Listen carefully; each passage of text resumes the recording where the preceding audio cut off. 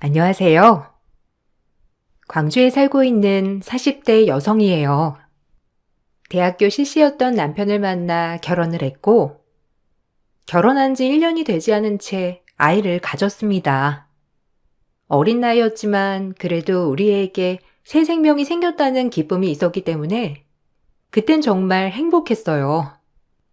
하지만 아이를 낳기도 전에 남편은 사고로 세상을 떠났고, 뱃속 아이와 어떻게 살아가야 할지 막막할 뿐이었습니다. 너 이제 어떻게 살 거야? 애를 낳아서 키워야 하는데 이 험한 세상 어찌 살아갈 거니? 아유, 불쌍해. 어떡하면 좋아? 나 혼자 애 키우면서 살아야지 뭐. 어쩌겠어. 그렇다고 나까지 세상을 등질 수도 없는 노릇이잖아. 내가 알아서 할게요. 너 엄마한테 말 그렇게밖에 못해? 뭐? 세상을 등져? 이럴 때일수록 더 열심히 살아야 하는 거야. 엄마가 널 제일 걱정하는 거 알면서 그러니? 너만 생각하면 아주 가슴이 쓰리고 아파 이거사. 힘들면 이 집에 들어와도 돼. 아빠가 좋아하시겠어요? 가뜩이나 마음에 안 드는 사윗감이랑 결혼했는데 이제야 들어간다면 뭐라고 하시겠어. 아빠가 말만 그러지. 그래도 너 내심 들어와 살기를 바라셔. 아빠도 사람인데 얼마나 마음이 안 좋겠니 이거사. 남편을 잃고 홀로 방황하던 때 친정엄마께선 친정에 들어와서 살라고 했지만 가뜩이나 제 결혼을 못마땅히 생각했던 아버지였기에 차마 바로 그러겠다고 할 수 없었어요.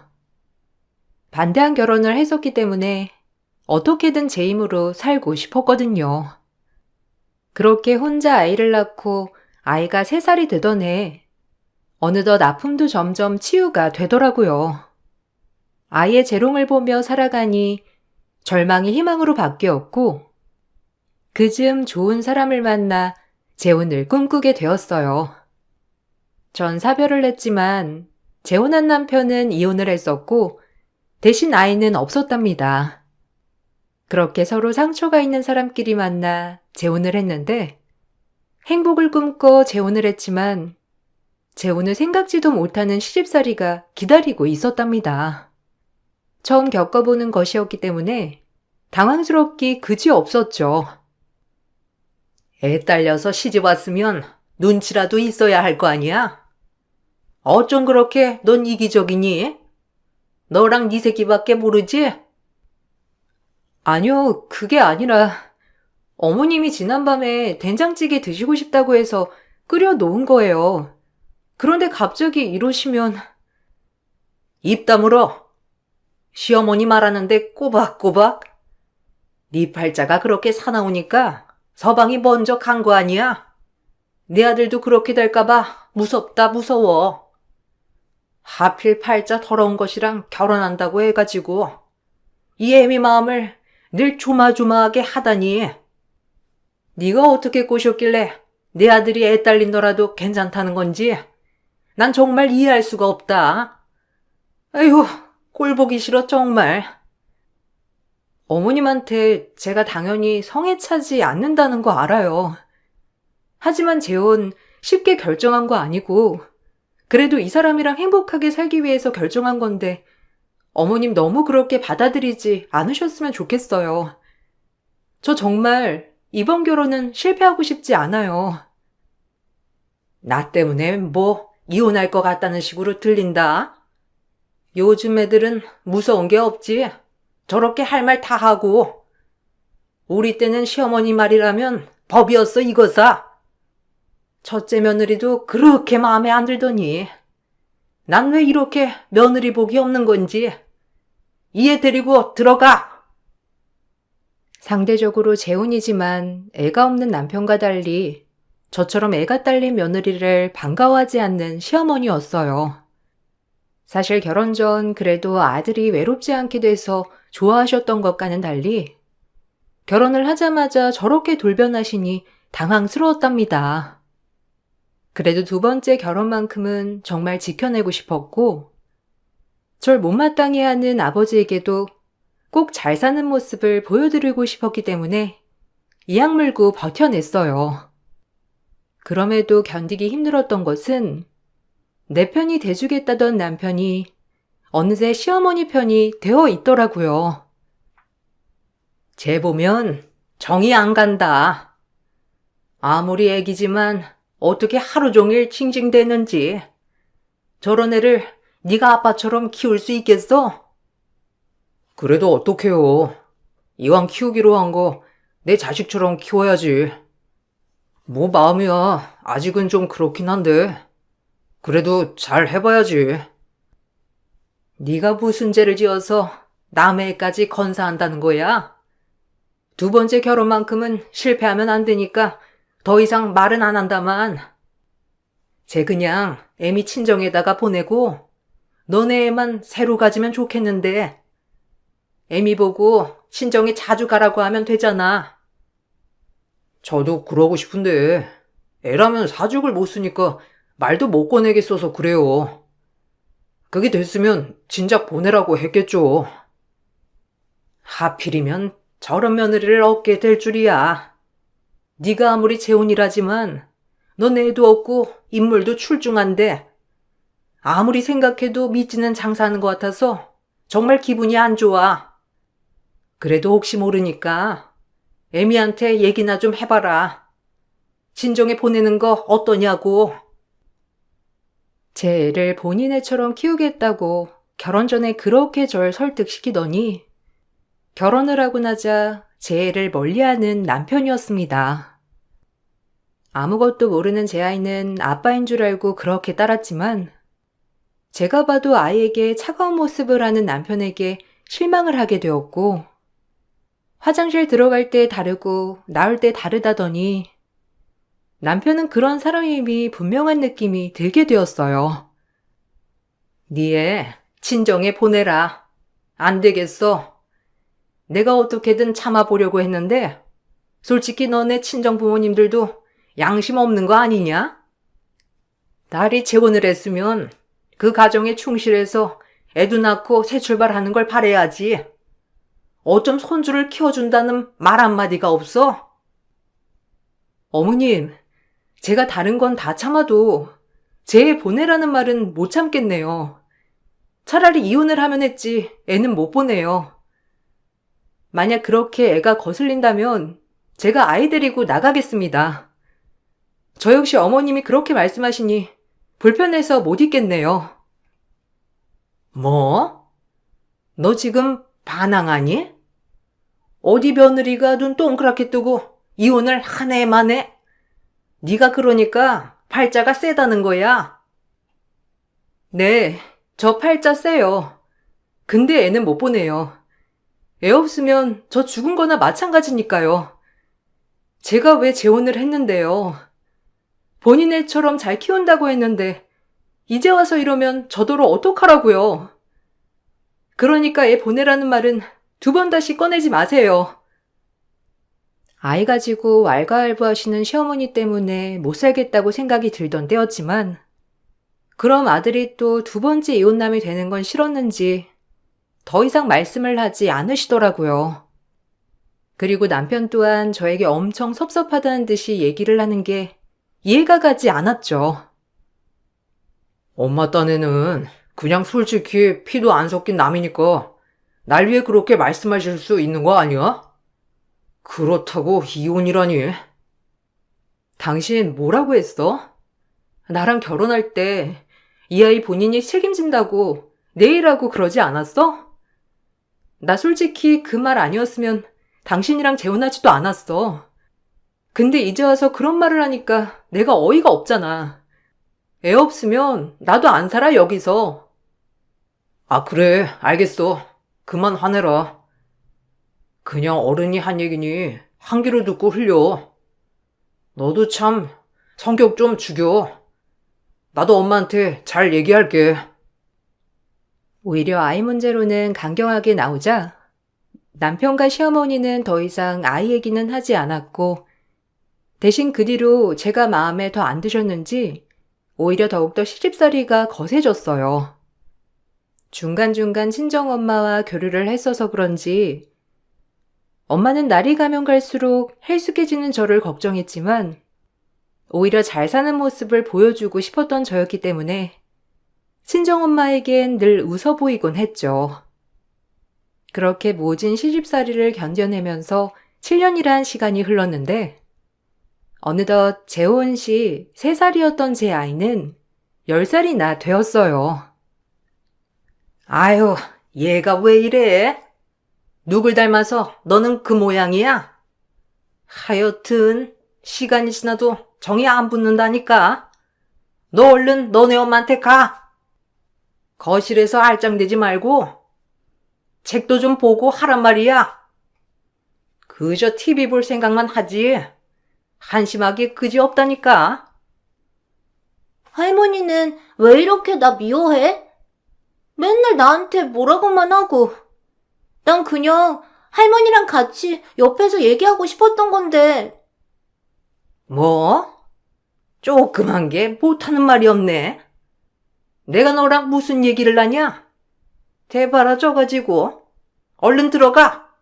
마음에 안 드니까. 엄마, 할머니가 나보고 방에만 들어가래. 왜 할머니는 날 미워하는 거야? 맨날 화만 내고 욕만 하고 미워 죽겠어. 아니야. 할머니가 우리 딸 공부 열심히 하라고 방에 들어가라고 하는 거지. 절대 미워하시는 거 아니니까 걱정 마. 시간이 지나도 아이에게 저렇게 모질게 대하는 시어머니가 정말 미웠지만 그래도 아이는 워낙 어려서부터 이 집에 살아서 그런지 친할머니인 줄 알더라고요. 그로 인해 오히려 시간이 지날수록 이 가정을 깰 엄두가 나지 않았습니다. 아직 아이가 어렸기에 많은 걸 설명해주기가 힘들다고 생각이 들었기 때문에 더더욱 상처를 주고 싶지 않았던 것 같아요. 어머님, 세정이가 어머님이랑 가까워지려고 그러는데 곁 좀 주시면 안 될까요? 그래도 하나뿐인 손녀잖아요. 제가 왜 내 손녀야? 피 한 방울 안 섞였는데? 그러니까 우리 아들 애 가지라고 내가 몇 번이나 말했어? 이 집에 시집 와서 네가 한 게 뭐가 있냐? 애 하나 낳기를 했어? 아니면 살림의 보탬이 됐어? 그저 먹고 자고 싸고 양심 없는 것 같으니. 어머님, 저 7년 동안 이 집에서 애비 뒷바라지하고 어머님 종노릇한 거 아시잖아요. 제가 일하겠다고 해도 집안 살림 때문에 일도 못하게 하셔놓고 이제 와서 살림만 축냈다니 너무하신 거 아니세요?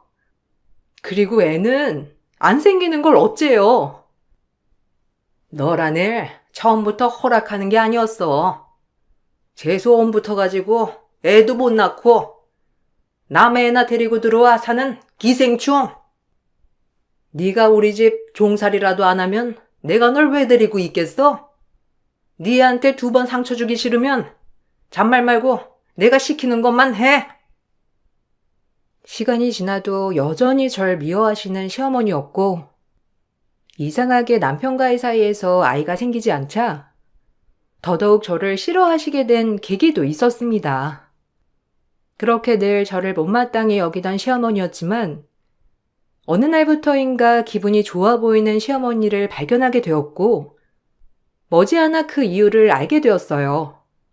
아주버님이 결혼할 사람을 데리고 온다고 했거든요.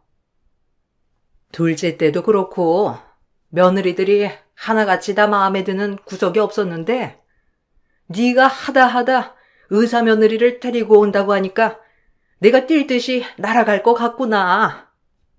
그래야지 우리 아들들이 다 날 실망시킬 리가 없어. 역시 장남답다. 설에 인사 온다지? 명절부터 의사 며느리 인사받을 생각에 기분이 어찌나 좋은지. 이래서 장남인가 싶어. 우리 큰아들 최고야. 그럼요. 제가 엄마 기준을 모를까 봐서요. 전 엄마한테 전혀 실망시키는 아들이 되고 싶지 않다니까요. 기대하세요. 얘, 들었니? 네 형님 될 사람 이번 설날에 인사 올 거니까 상다리 부르지게 차려야 할 것이야. 귀한 손님이니까. 네, 그래야죠. 그래도 이 집에 맏며느리 되실 분이 온다고 하는데 걱정 안 하셔도 돼요, 어머님. 잘 차려볼게요.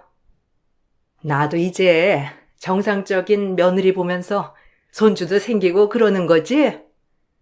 내 평생 소원 다 이룰 것 같으니 기분이 날아갈 것 같아. 의사식이나 된다고 하는데 어떨지 기대가 되는구나. 내가 이제 노인정 가면 의사 며느리 있다고 자랑할 생각에 기분이 아주 좋아. 남편의 첫 번째 부인에 대해 전혀 물어보질 않아서 어떤 사람인지 모르겠지만 어머님은 늘 제 얘기를 하며 남편의 전처를 언급하곤 했는데 그때마다 둘 다 마음에 들지 않는다는 말이 대부분이었어요. 남편 또한 전처에 대해 좋은 기억이 없다고 하는 거 보면 이혼의 귀책 사유가 전처한테 있나 보다 싶을 정도로 생각이 들 정도였죠. 그런데다가 애딸린 저와 재혼을 한 남편을 보고 시어머니는 더욱더 마음에 안 들어하던 찰나였고 그때 마침 의사 며느리를 데려온다는 시숙의 말에 신이 났던 거예요. 어머님네는 재산은 많지만 아주버님과 남편이 학력이 얕았던 터라 시어머니는 잘난 며느리를 드리고 싶어한 것도 사실이었어요. 우리 첫째 며느리 새로 들어오걸랑 너네가 분가해서 나가라. 그동안 네 꼴 보는 것도 지긋지긋했으니까 알겠니? 엄마, 그래도 되겠어요? 그동안 엄마 손발이 돼준 게 이 사람인데 갑자기 없어지면 불편하지 않겠어? 당연하지. 우리 첫째 며느리가 그렇게 능력이 있는데 아줌마 하나 구해주겠지. 제가 그동안 내 수족처럼 손가발이 되어주었다만 쟤랑 제 딸내미 보면 진짜 속이 뒤집어져서 내 속이 말이 아니야. 그러니까 너희끼리 분가하고 살아 그냥. 죄송해요. 친손주 한번 안겨드리지 못해서. 그래도 어째 애가 안 생기는걸. 그래도 노력은 더 해볼게요. 됐어. 이제 첫째 내가 손주 안겨주면 되는 거니까 너희끼리 알아서 살아라. 그래도 너 2번 이혼남 만드는 것보다 나아. 남편과 시어머니가 하는 얘기를 우연히 듣고는 어이가 없었고 제가 시어머니의 손과 발이라면서 남편이 지칭하는데 7년 동안 정말 시어머니의 노력살이를 한 것 같아 기분이 좋진 않았습니다. 그럼에도 저희 아이에게 아빠라는 자리를 만들어 주었으니 꾹 참아내야겠다고 또 한 번 이를 악물었는데 그저 아이에게 미안한 마음이 많이 들었기 때문에 이게 정답이라고 어리석게도 생각했던 거예요. 그리고 설 준비로 어김없이 시장을 봐오면서 집에 들어가고 있는데 제 인생을 바꿔놓을 한 사건이 일어나게 되었어요. 그 사건을 마음에 두고 의사 형님이 방문하기로 한 날이 되었고 시어머니는 들떠 있었어요. 나 진짜 어제 설레서 잠도 못 잤잖니. 나한테 의사 며느리라니. 우리 장남이 역시 한 건 할 줄 알았다. 몇 시쯤 온다니? 이제 도착할 때가 됐어요. 재수씨, 음식 다 준비해 놓으셨죠?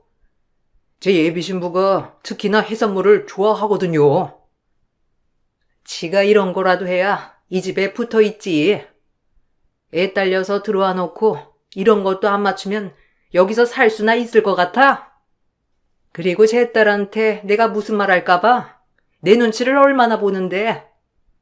그러니까 마음껏 부려 먹어라. 시킬 거 있으면 다 이해시켜.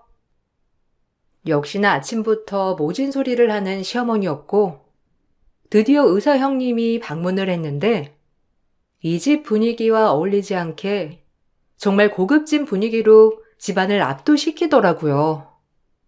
그리고 역시나 시어머니와 가족들은 형님이 인사 온 날 절 가정부 취급을 하기 시작하며 오히려 형님을 치켜 세워주려는 모습을 보였고 그 모습을 보니 헛웃음이 나오기 시작하며 어이가 없더라고요. 어서 와요. 내가 진짜 기대했잖아.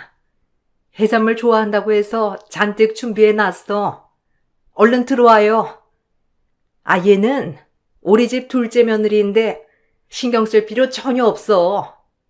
뭐 그냥 우리 집 잔심부름이나 하는 애니까 혹시 뭐 필요한 거 있음 얘 불러다 시켜요. 네? 아, 뭐 사람한테 어떻게 그런 행동을 하겠나요? 일단 맛있는 거 준비해 주셔서 너무 감사드리고 잘 먹을게요. 어쩜 말하는 것도 이렇게 고급지고 우아한지. 의사하면서 힘들지는 않아요? 내 주변에 의사가 있다니 너무 좋은 거 있지? 시어머니의 저런 인사치레에 너무 화가 났지만 처음은 형님을 보고 참았습니다. 하지만 식사하는 내내 시어머니는 형님을 치켜 세워주려고 절 내리까더라고요.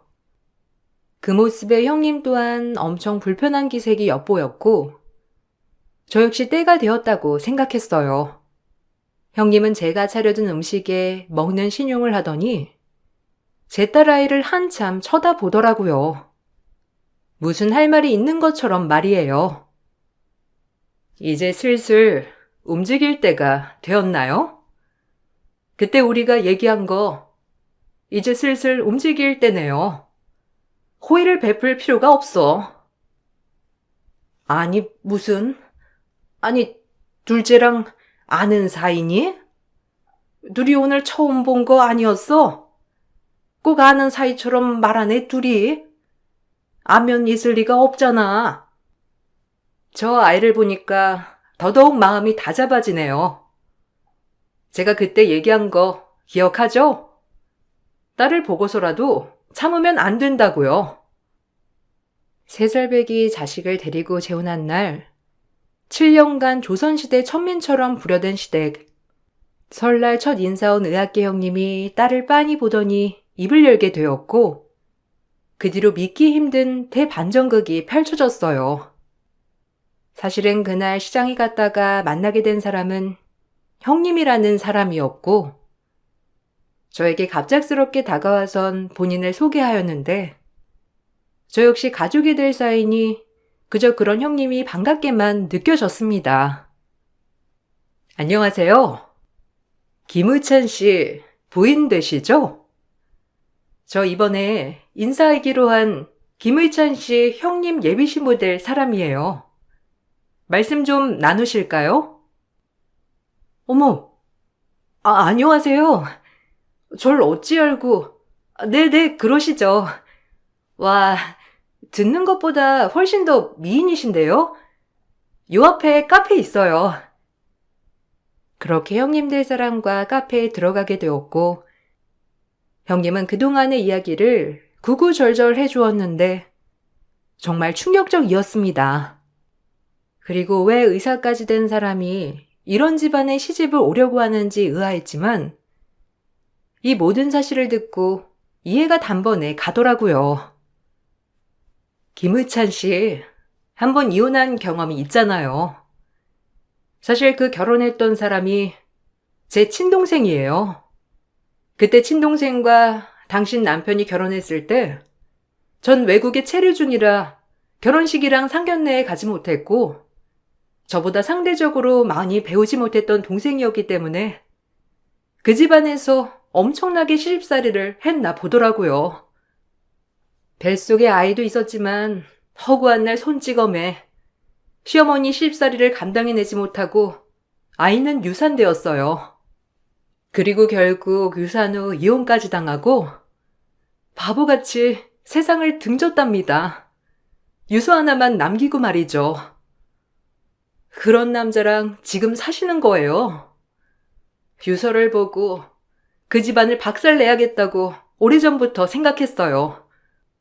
그런데 그 사람이 재혼을 했고 알아보니까 당신은 정말 애 하나 데리고 재혼하여 또다시 제 동생처럼 당하고 있더군요.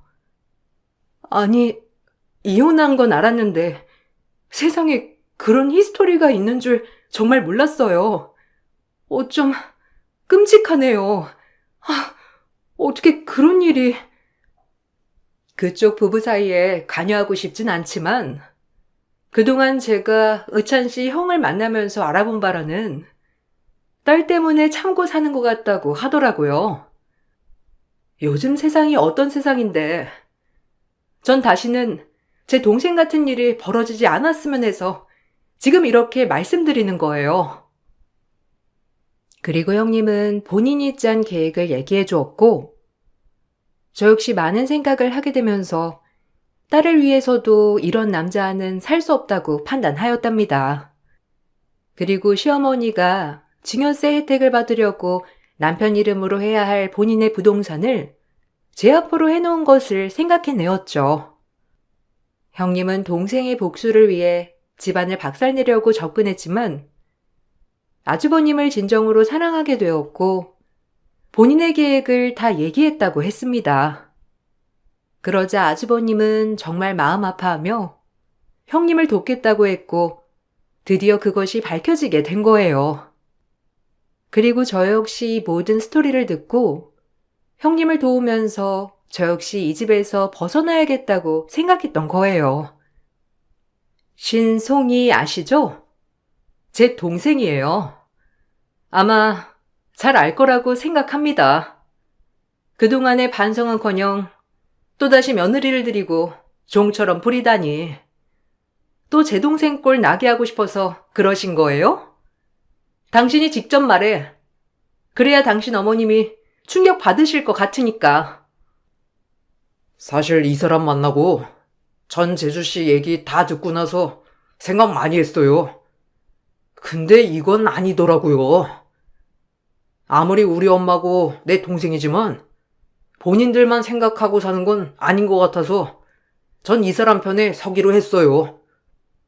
절 원망 마세요. 엄마가 뿌린 거니까. 그게 무슨 말이야? 편에 서다니? 아니 알아듣게 얘기를 해야지. 신송이가 네 동생이라는 거냐? 아니 어떻게 그런 애가 네 동생이야?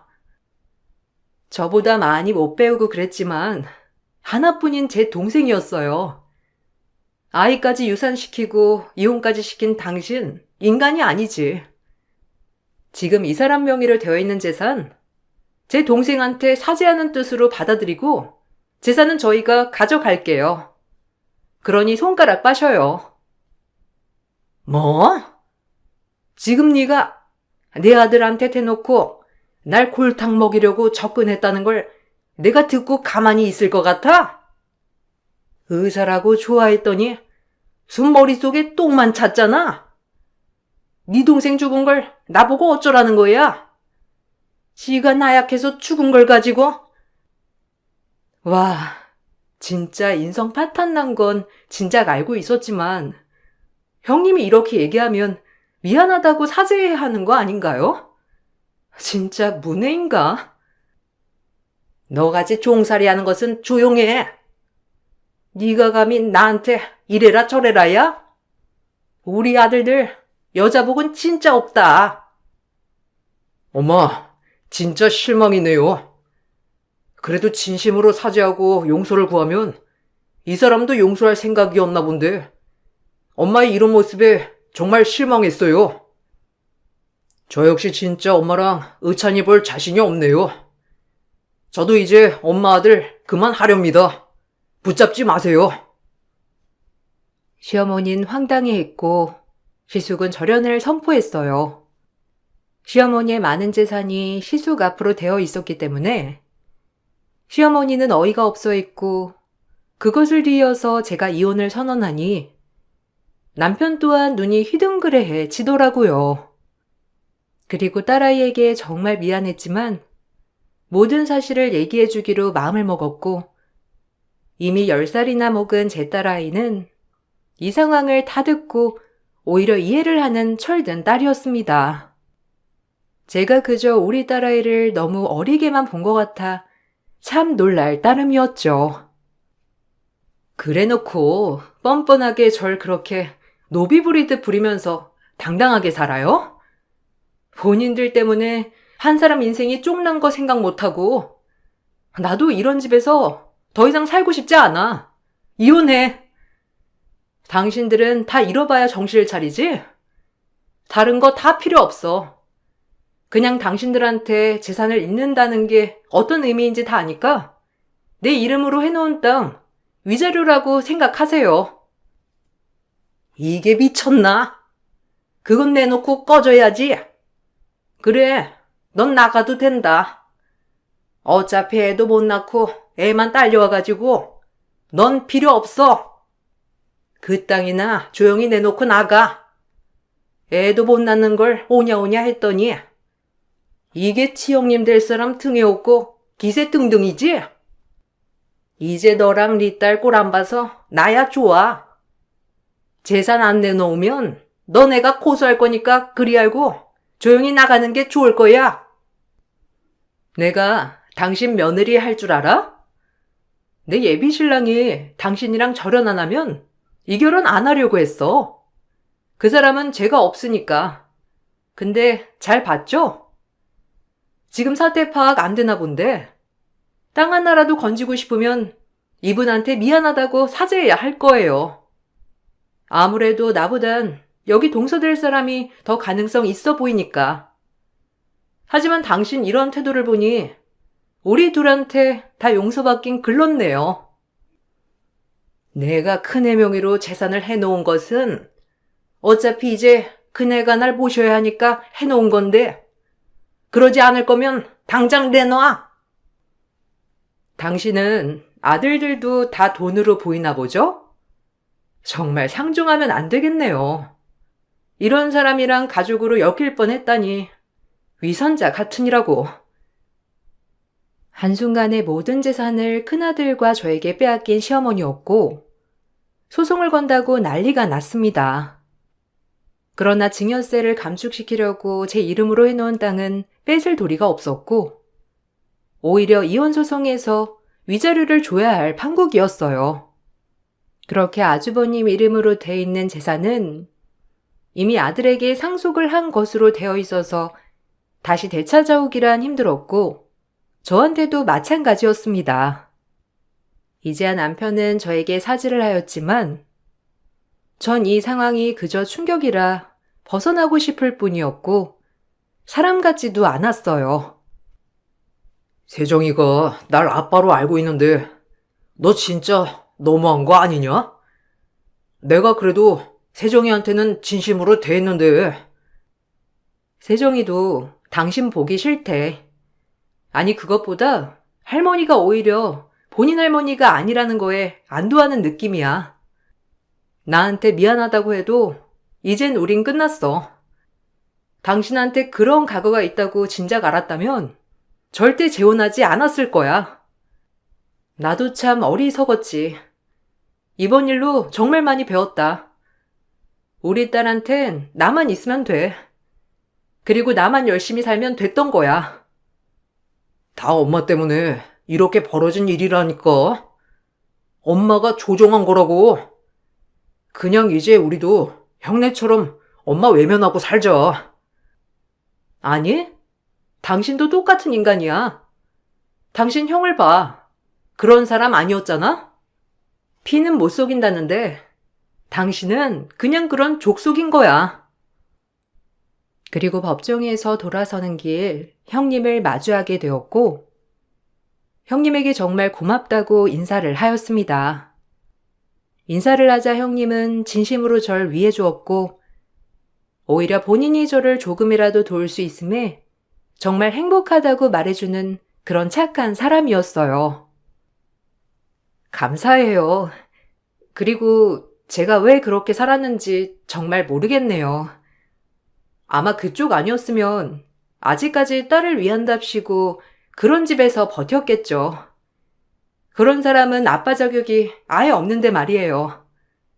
제 딸 때문에라도 이렇게 살면 안 된다고 해주셔서 감사합니다. 정말 많은 걸 배우게 된 것 같아요.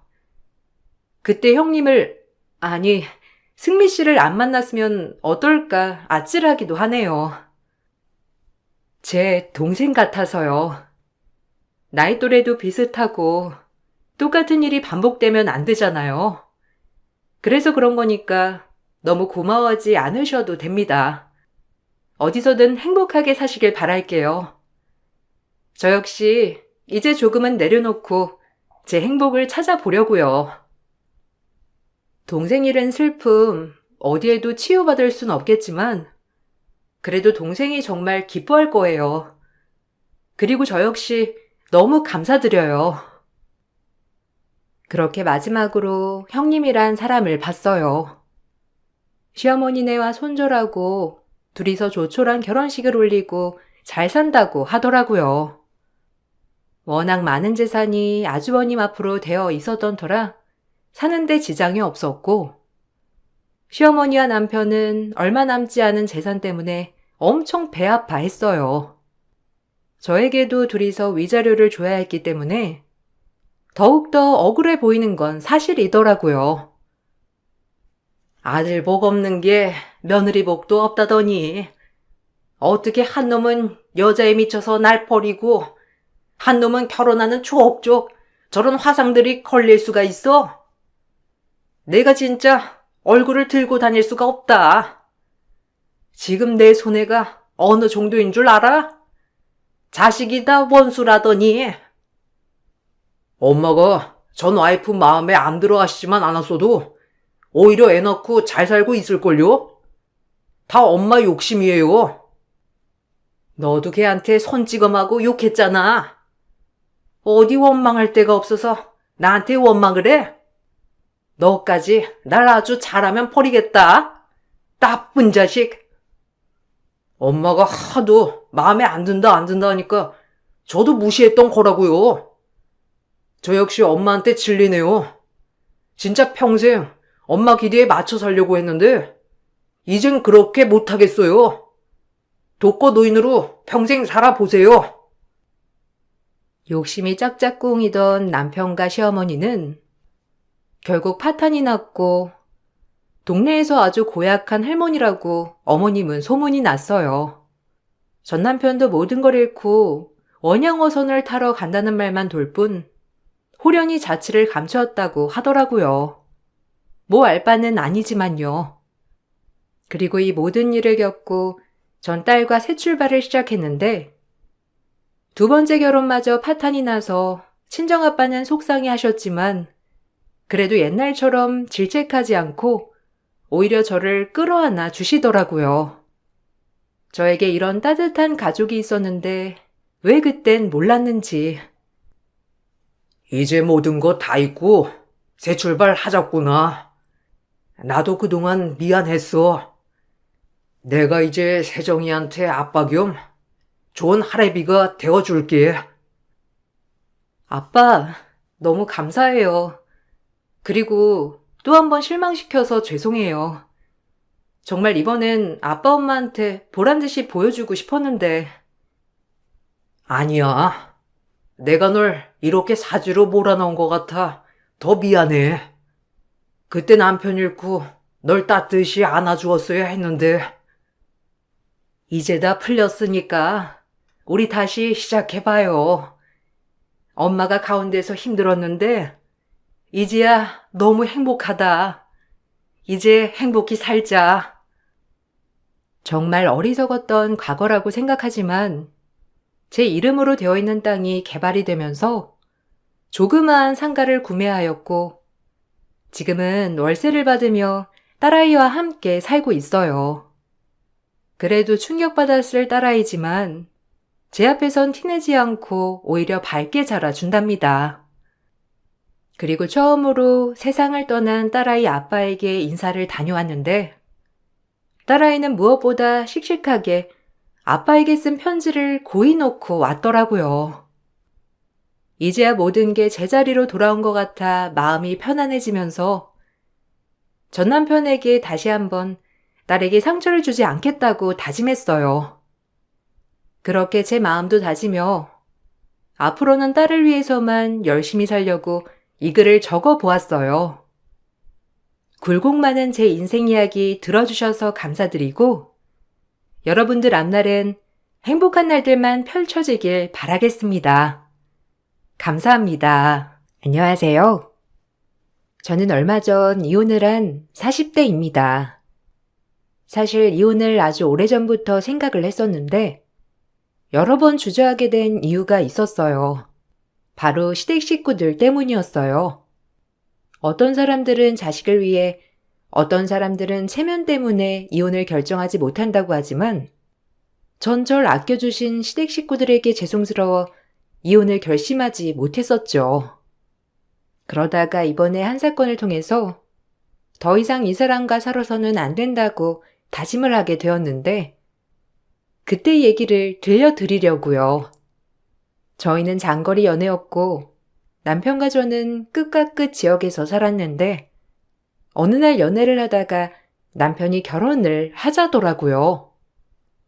수연아, 우리 이제 결혼하자. 연애한 지 벌써 5년째잖아. 이렇게 오래 만나면서 크게 다툰 적도 없고 우리 서로 정말 잘 맞았잖아. 너랑 함께라면 평생 행복하게 잘 살 수 있을 것 같아. 다른 건 걱정하지 말고 내가 평생 너 먹여 살릴 테니까 결혼하자. 갑자기 사는 곳이 바뀐다는 게 쉽지 않은 거 나도 알아. 그렇지만 내가 정말 많이 도와줄게.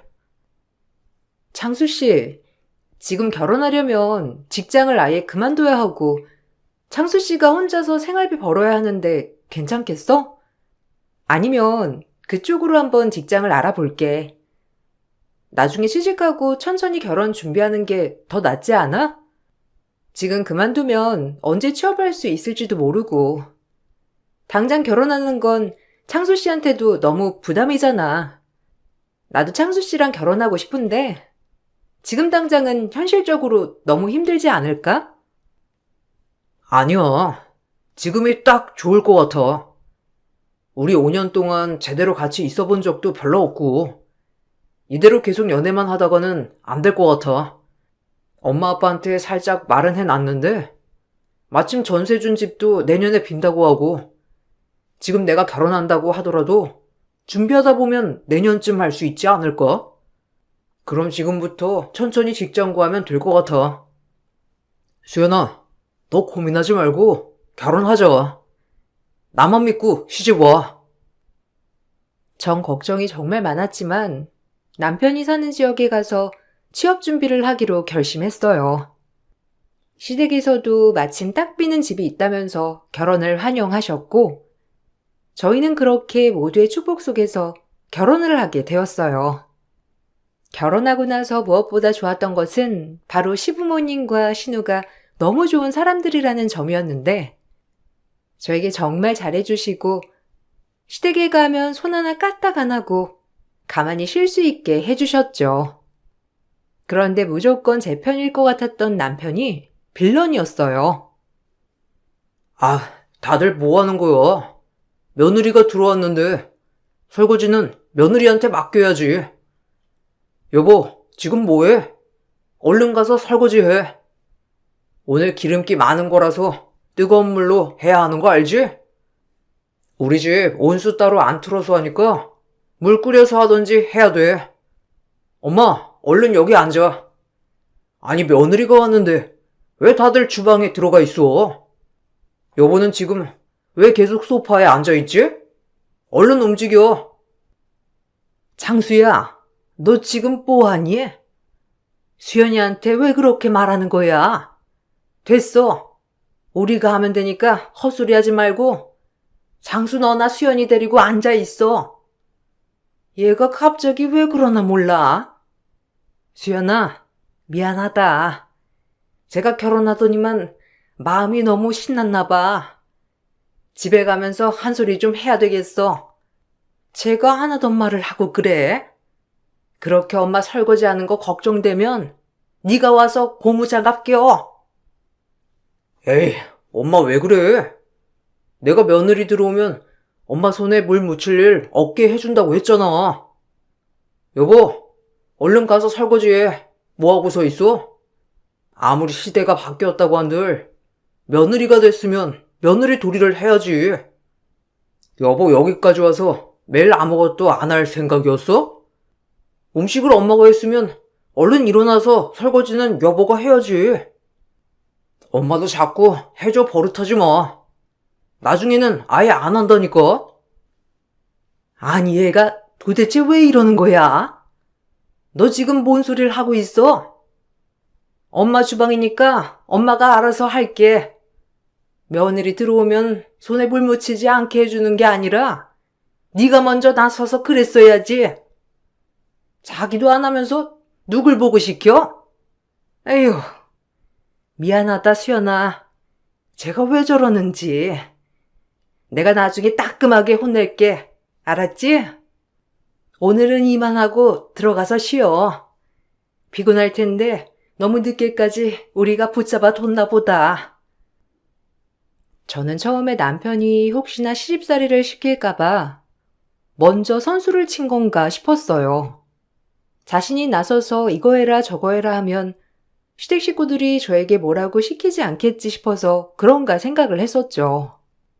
그런데 매번 시댁에 갈 때마다 남편은 저에게 빨리빨리 움직이라며 뭐라고 하더라고요. 오히려 시댁 식구들이 제 눈치를 보면서 남편을 항상 혼내기 바빴죠. 집으로 가면서 남편에게 물어보게 되었는데 남편은 예상치도 못한 말을 하더라고요.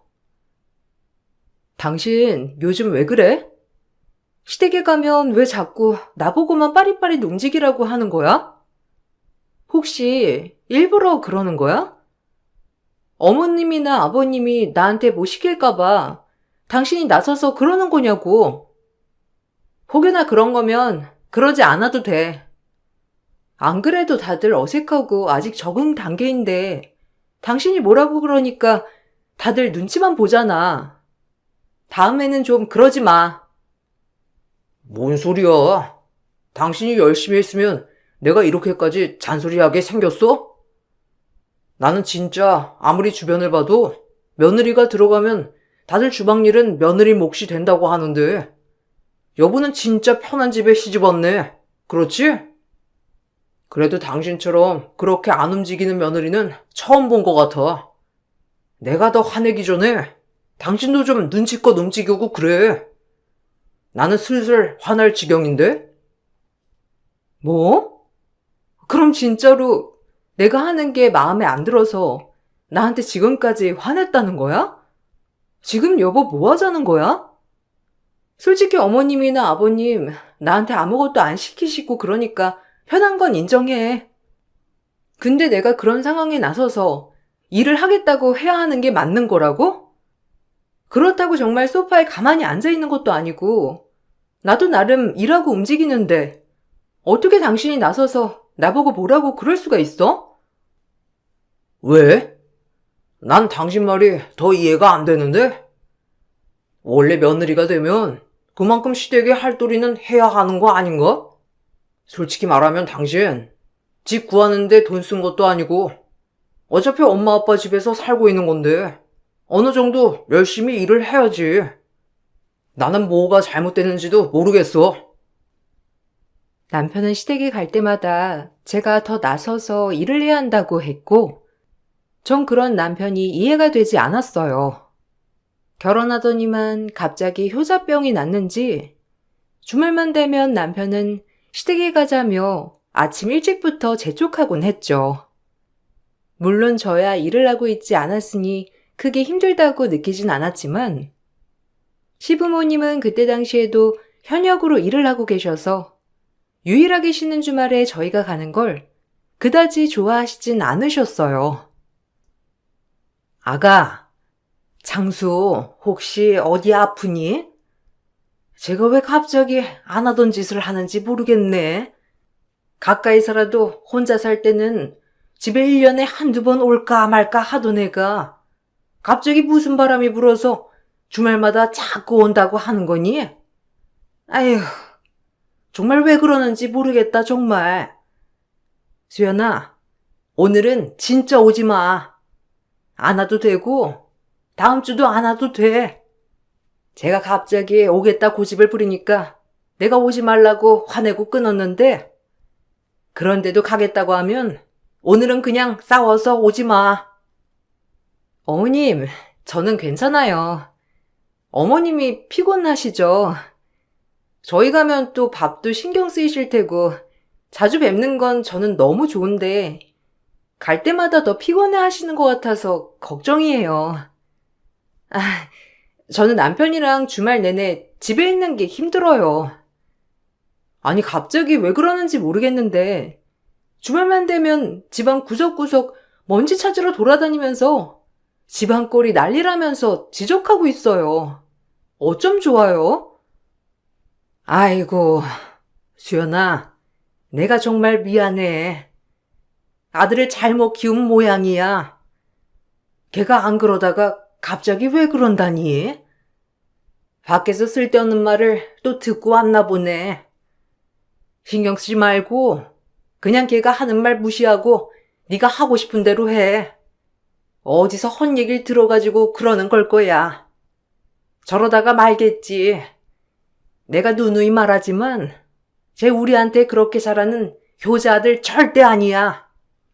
그러니까 자꾸 이상한 요구하는 거 들어주지 마라. 너만 피곤하겠구나. 차라리 걔랑 말을 하지 마.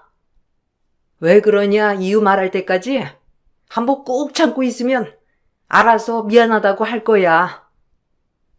괜찮아요, 어머니. 한번 남편이랑 얘기를 해볼게요. 안 되면 어머님이 해보라는 대로 한번 해볼게요. 제가 죄송하네요. 어머님, 아버님 피곤하게 해드리는 것 같아서. 왜 그러는지 저도 이유를 알아야 되겠어요. 신혼 초부터 남편이 계속 저러니 저는 남편과 대판 다투게 되었고, 싸우고 일주일이 지나고 났을 때부터 남편은 언제 그랬냐는 듯 아무렇지 않게 말을 걸어오더라고요. 그런데 전 대꾸도 안 하고 무시했고, 그렇게 전 한 달을 꾹 참고 견뎠어요. 그제야 남편은 저에게 사과를 했는데, 왜 그렇게 했는지 물어보니 남편은 기가 막힌 얘기를 하더라고요. 나는 그냥 선배들이 뭐라고 하길래 결혼 초반에 길을 확 잡아야 나중에 결혼 생활이 편하다고 하더라고. 처음에 당신한테 하니까 좀 기죽는 것 같기도 하고 말도 잘 듣는 것 같아서 내 의도는 아니었어. 그냥 남들이 다 그렇게 해야 한다고 말해서 그렇게 한 것뿐이야. 내가 진짜 미안해. 안 그래도 엄마 아빠한테 매일 혼나고 있어. 당신이랑 싸웠다고 하니까 싹싹 빌라고 하시더라고. 뭐? 고작 내기 꺾으려고 지금 그랬던 거라고? 그게 말이라고 하는 거야? 당신 무슨 생각을 갖고 결혼을 한 거야? 부부 사이에 무슨 서열이 있어? 무슨 길을 잡고 말고 헛소리를 하고 있는 거냐고. 내가 당신 데리고 우리 집 갔을 때도 그래 볼까? 그럼 당신 기분은 어떻겠어? 어떻게 그런 생각을 할 수 있어? 내가 상처받을 거라고는 생각도 안 한 거야? 아니, 그건 아닌데. 그래야 편하다고 하길래. 결혼한 사람들 다 그 소리를 했거든. 그래서 나는 그냥 별 생각 없이 한 거야. 미안해. 내가 정말 잘못했어. 다시는 절대로 그런 짓 안 할게. 당신한테 미안해서 내가 면목이 없다. 되지도 않는 기싸움은 신혼 3개월 만에 막을 내렸지만 전 그게 전조 증상일 줄이야 생각도 못했어요. 5년 동안 장기 연애를 해서 그런지 남편의 진짜 모습을 제대로 알지 못하고 결혼을 한 것 같았죠. 연애 시절 남편은 정말 성실하고 착실한 사람이었고 거기다가 진실된 사람이었는데 결혼을 하고 보니 성실함은 어디 가고 게으르고 충동적인 사람이 앞에 있었죠. 저희가 결혼을 하면서 시댁에서는 세를 주던 곳을 남편 명의로 주셨고 저희는 그곳에서 거주를 했어요. 그런데 어느 날 갑자기 집에 가압류 통보가 들어왔는데 알고 보니 남편은 그 집을 담보로 투자를 하면서 날려먹었던 거였어요. 집안은 당연히 난리가 났고 시모는 울며불며 저에게 미안하다고 하셨어요. 아이고, 아가, 내가 너한테 할 말이 없구나. 어떻게 그런 일을 저지를 수가 있니? 걔가 어떻게 정신머리가 어떻게 된 거 아니니? 아유, 너무 미안해. 우리가 너무 쉽게 집을 해줬던 것 같아. 네가 아들이랑 헤어진다고 해도 우리가 무슨 말을 할 수가 있겠니? 그렇지만 우리가 어떻게든 수습은 해줄게. 집은 어떻게든 안 날리게 도와줄 테니까 그러니 한 번만 기회를 주면 안 되겠니? 어머님, 저는 너무 화가 나요. 왜 아무런 상의도 없이 그런 짓을 벌였는지 도저히 모르겠어요. 근데 중요한 건 뭔지 아세요? 제가 왜 그랬냐고 하니까 자기 집 자기가 마음대로 하는데 뭐가 문제냐고 하더라고요. 제가 집 사는데 보태준 것도 없는데 참견하지 말라면서 자기가 알아서 하겠다고. 그게 더 기가 막혀요. 저 사람 반성하는 거 하나도 없어요. 오히려 무슨 상관이냐고 하는데 어떡해요? 너무 미안하다. 내가 애초에 아들한테 진명이를 주는 게 아니었어. 일단은 걱정 말고 우리가 급한 대로 수습은 해볼게. 그리고 명의는 다시 가지고 와야 할 것 같구나. 내가 이번에는 정말 크게 혼을 내야 할 것 같아. 제가 정신을 차릴진 모르겠지만 우선은 상황이 급하니 어떻게든 해볼 테니 너무 걱정하지 말거라. 시댁에서는 가지고 있던 재산을 처분해서 남편이 철없이 만든 빚을 해결해 주셨고, 그러면서 저에게도 사과를 하셨어요. 제 선택을 존중해 주시겠다곤 했지만, 사실 저는 시부모님의 간곡한 부탁을 저버릴 수 없었죠. 다행히 남편은 정신을 차린 듯 일도 열심히 다니더라고요. 일은 수습이 됐지만 시부모님께서 많이 스트레스를 받으셨는지 시모는 심한 신경성 질환이 생겨버리고 말았고 자주 어지럽고 쓰러지셔서 곁에 누군가가 있어야 했는데 시부는 다시 일을 시작하게 되셨고 제가 시모를 돌보기로 했어요. 그 사실을 알고선 신우는 저에게 항상 미안해 하더라고요. 언니, 정말 미안해요. 제가 가서 엄마를 돌봐야 하는 건데 언니한테 맡겨두고 저 혼자 마음 편하게 있는 게 너무 미안해요. 정말 고맙고 이번 달까지만 오시고 다음 달부터는 다른 분 고용해서 오시라고 하려고요. 제가 언니 고생한 건 꼭 챙겨드릴게요. 오빠가 또 사고치고 있는 건 아니죠? 정말 오빠 때문에 언니까지 이게 무슨 고생인지 너무 미안해요. 괜찮아요. 어머님 모시는 건 제가 좋아서 하는 일인걸요. 그리고 아가씨가 어떻게 여기까지 와요? 다른 지역에서 열심히 일하고 있는데. 괜찮으니까 너무 신경 쓰지 말아요.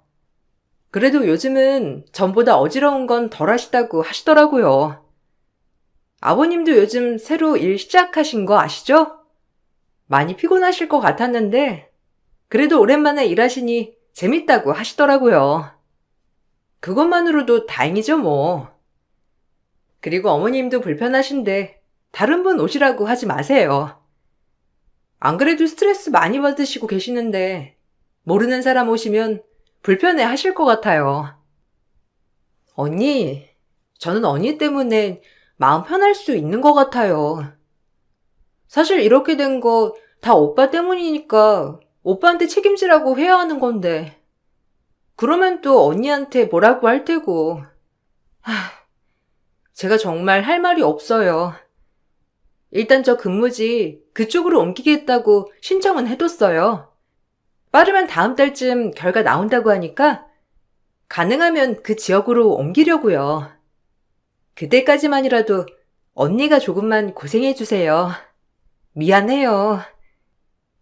아가씨, 나중에 내가 진짜 도움 필요할 때는 아가씨가 도와주면 돼요.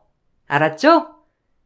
그러니까 너무 부담스러워하지 말고 이번에는 다 같이 노력해서 어머님 건강 빨리 되찾을 수 있게 해보자고요. 다행히 시모는 점점 건강이 좋아졌는데 그러면서 동시에 신우까지 같은 지역으로 오게 되었고, 신우는 바로 시댁으로 들어와 살게 되었어요. 신우와 시부모님께선 저에게 항상 고마워하셨고, 뭐라도 더 챙겨주시라고 하셨는데, 저는 마음만 받겠다고 했어요. 그러던 어느 날부턴가 남편은 또 이상 행동을 하기 시작했는데, 남편이 갑자기 생활비 100만 원만 주기 시작하더라고요. 여보, 이번 달에 생활비 100만 원밖에 입금이 안 됐던데 이거 맞아? 공과금이랑 이런 저런 거 나가고 나면 남는 돈이 하나도 없는데 100만 원만 생활비로 줄 거면 차라리 당신 모임 비용을 남는 돈에서 빼서 보내. 솔직히 전부터 그건 아니라고 생각은 했었는데 당신이 생활비에서 보내라고 하니까 별다른 얘기는 안 했거든? 근데 앞으로 100만 원만 줄 거면 개인적으로 쓰는 돈은 당신 남는 돈에서 보내야지. 그럼 당신한테 줄 생활비 없지. 내가 왜 애쓰게 번 돈을 당신한테 주겠어? 그나마 집안 살림 한다고 하니까 그 정도 주는 거지. 뭐 돈 한 푼 벌지도 않으면서 무슨 말이 그렇게 많아? 그거라도 받기 싫으면 받지 말던가. 그렇게 억울하면 당신이 나가서 벌면 되겠네. 집구석에서 아무것도 안 하고 있으면서 무슨 생활비가 적다고 하냐? 애초에 주는 대로 맞춰서 살아야 하는 거 아니야? 아니, 맞춰서 살 수가 있어야지. 생각을 해봐. 공과금이나 당신 모임 비용, 당신 보험, 당신 저축, 이런 거 빼고서 더 줄일 게 뭐가 있는데. 내 핸드폰 비용도 못 내준다. 개인적으로 사는 화장품도 못 사게 해서 어떻게든 알바 나가는 나는 안 보이고? 나는 이렇게 노력하는데 당신이야말로 말을 그렇게 해야 되겠어? 개인적으로 쓰는 돈 당신이 알아서 내거나 아니면 생활비를 더 줘. 뭐? 아우 진짜 도둑이 따로 없네 따로 없어. 그래 그럼 다음 달부터 50만 원 더 줄 테니까 그럼 됐지? 야, 내 주변에서는 너처럼 가정주부 하면서 그렇게 돈 많이 받는 사람 없거든? 지금까지 10년 동안 먹이고 재워준 것만으로도 감사하다고 생각해야지. 뭐? 에휴, 네가 그러니까 내일이 잘 풀릴 리가 있냐? 내가 지금까지 시부모님 챙긴 건 뭐고? 일하겠다고 했을 때 당신 그럼 시부모님 누가 모시냐고 했던 건 기억 안 나고? 일할 수 있는 기회 있을 때는 절대로 안 된다고 했다가 왜 이제 와서 일 안 하냐고 타박이야? 그럴 거였으면 진작에 나도 일을 했지. 그런 말로 나한테 뭐라고 할 거였으면 애초에 나한테 일하지 말라고 하면 안 되는 거 아니야? 남편은 생활비도 적게 주면서 저에게 낭비를 한다며 말을 하곤 했는데 시모가 몸이 좋지 않으니 제가 쉬면서 돌본다는 걸 알고 있으면서도 그런 식으로 말을 하는 걸 듣고선 정말 어이가 없었죠. 그러던 중 오랜만에 저는 친정으로 일주일 동안 가 있게 되었고 친정에서는 오랜만에 온 딸을 너무나 반가워했어요. 그동안 시모가 언제 쓰러지실지 모르니 친정에 가는 것도 어려웠는데 신우가 일주일 쉬는 동안 갈 수 있었던 거였어요. 그래도 오랜만에 갔으니 친정 식구들에게 밥을 대접해 주고 싶었고 그래서 비싼 곳은 데리고 가지 못해도 수육이라도 사서 밥상을 차리고 싶어 남편에게 10만 원어치 고기를 사겠다고 말을 했죠. 땅을 파봐라. 10만 원이 나오나. 하여튼 밖에서 돈 한 번 못 벌어본 애가 10만 원은 우습지? 그럴 돈 있으면 거기서 그러지 말고 저축을 해. 어떻게 함부로 남편 돈을 쓸 생각을 하는 거야? 어처구니가 없네 정말. 10만 원? 단돈 1원도 못 쓰니까 전 그렇게 고기 사드리고 싶으면 당신이 돈 직접 벌어서 쓰던지. 뻔뻔하게 어디서 10만 원을 쓴다는 소리가 나와? 내가 당신네 집에 한 게 얼만데 지금 고작 10만 원이 아깝다고 소리 지르는 거야? 난 당신네 집에 10만 원보다 더 했어. 이거 왜 이래? 그렇게 돈 잘 벌어서 나한테 고작 100만 원 남짓 주는 거냐? 당신이야말로 뻔뻔하네. 나한테 당신 엄마, 아빠 다 맡기고서는 어디서 나보고 뻔뻔함을 노네? 양심 없는 건 내가 아니라 바로 당신이야. 몇 년 만에 친정에 왔는데 굳이 그렇게 해야 돼? 내가 처가에 내려가지 말라고 했어? 당신이 안 간 거잖아. 왜 내 핑계를 대지? 그리고 굳이 꼭 고기를 사드려야 되겠어? 원래 오랜만에 보는 부모가 맛있는 거 사줘야 맞는 거 아니야? 난 그것도 이해가 안 되네. 아, 거기 간 김에 음식 좀 싸가지고 와. 장모가 해준 김치는 내 입에 맞는 거 알잖아. 기왕 간 김에 김장도 좀 배우고 할 때 좀 넉넉하게 해서 가지고 와. 당당한 남편의 태도에 화가 잔뜩 났지만 혹시라도 타지에서 남편에게 구박받으며 사는 걸 친정 부모님이 아실까 걱정이 돼서 아무렇지 않게 보냈어요. 다행히 가지고 있던 비상금이 있어 비상금에서 부모님 고기도 사드리고 옷도 잔뜩 사드렸죠. 그렇지만 친정에서 다시 집으로 돌아오는 내내 기분이 너무 좋지 않았고 남편과 정말 이대로 사는 게 맞는 건가 생각이 많이 들었답니다. 그렇게 고민을 하고 있던 시기에 신우가 결혼을 하게 되었는데 지역 내 유지 아들과 결혼을 하게 되었고 잘 사는 집에 시집을 가서 그런 건지 50평 집을 마련했더라고요. 집들이를 한다고 하길래 가봤는데 신우가 저를 보더니만 연신 고맙다며 말을 했어요.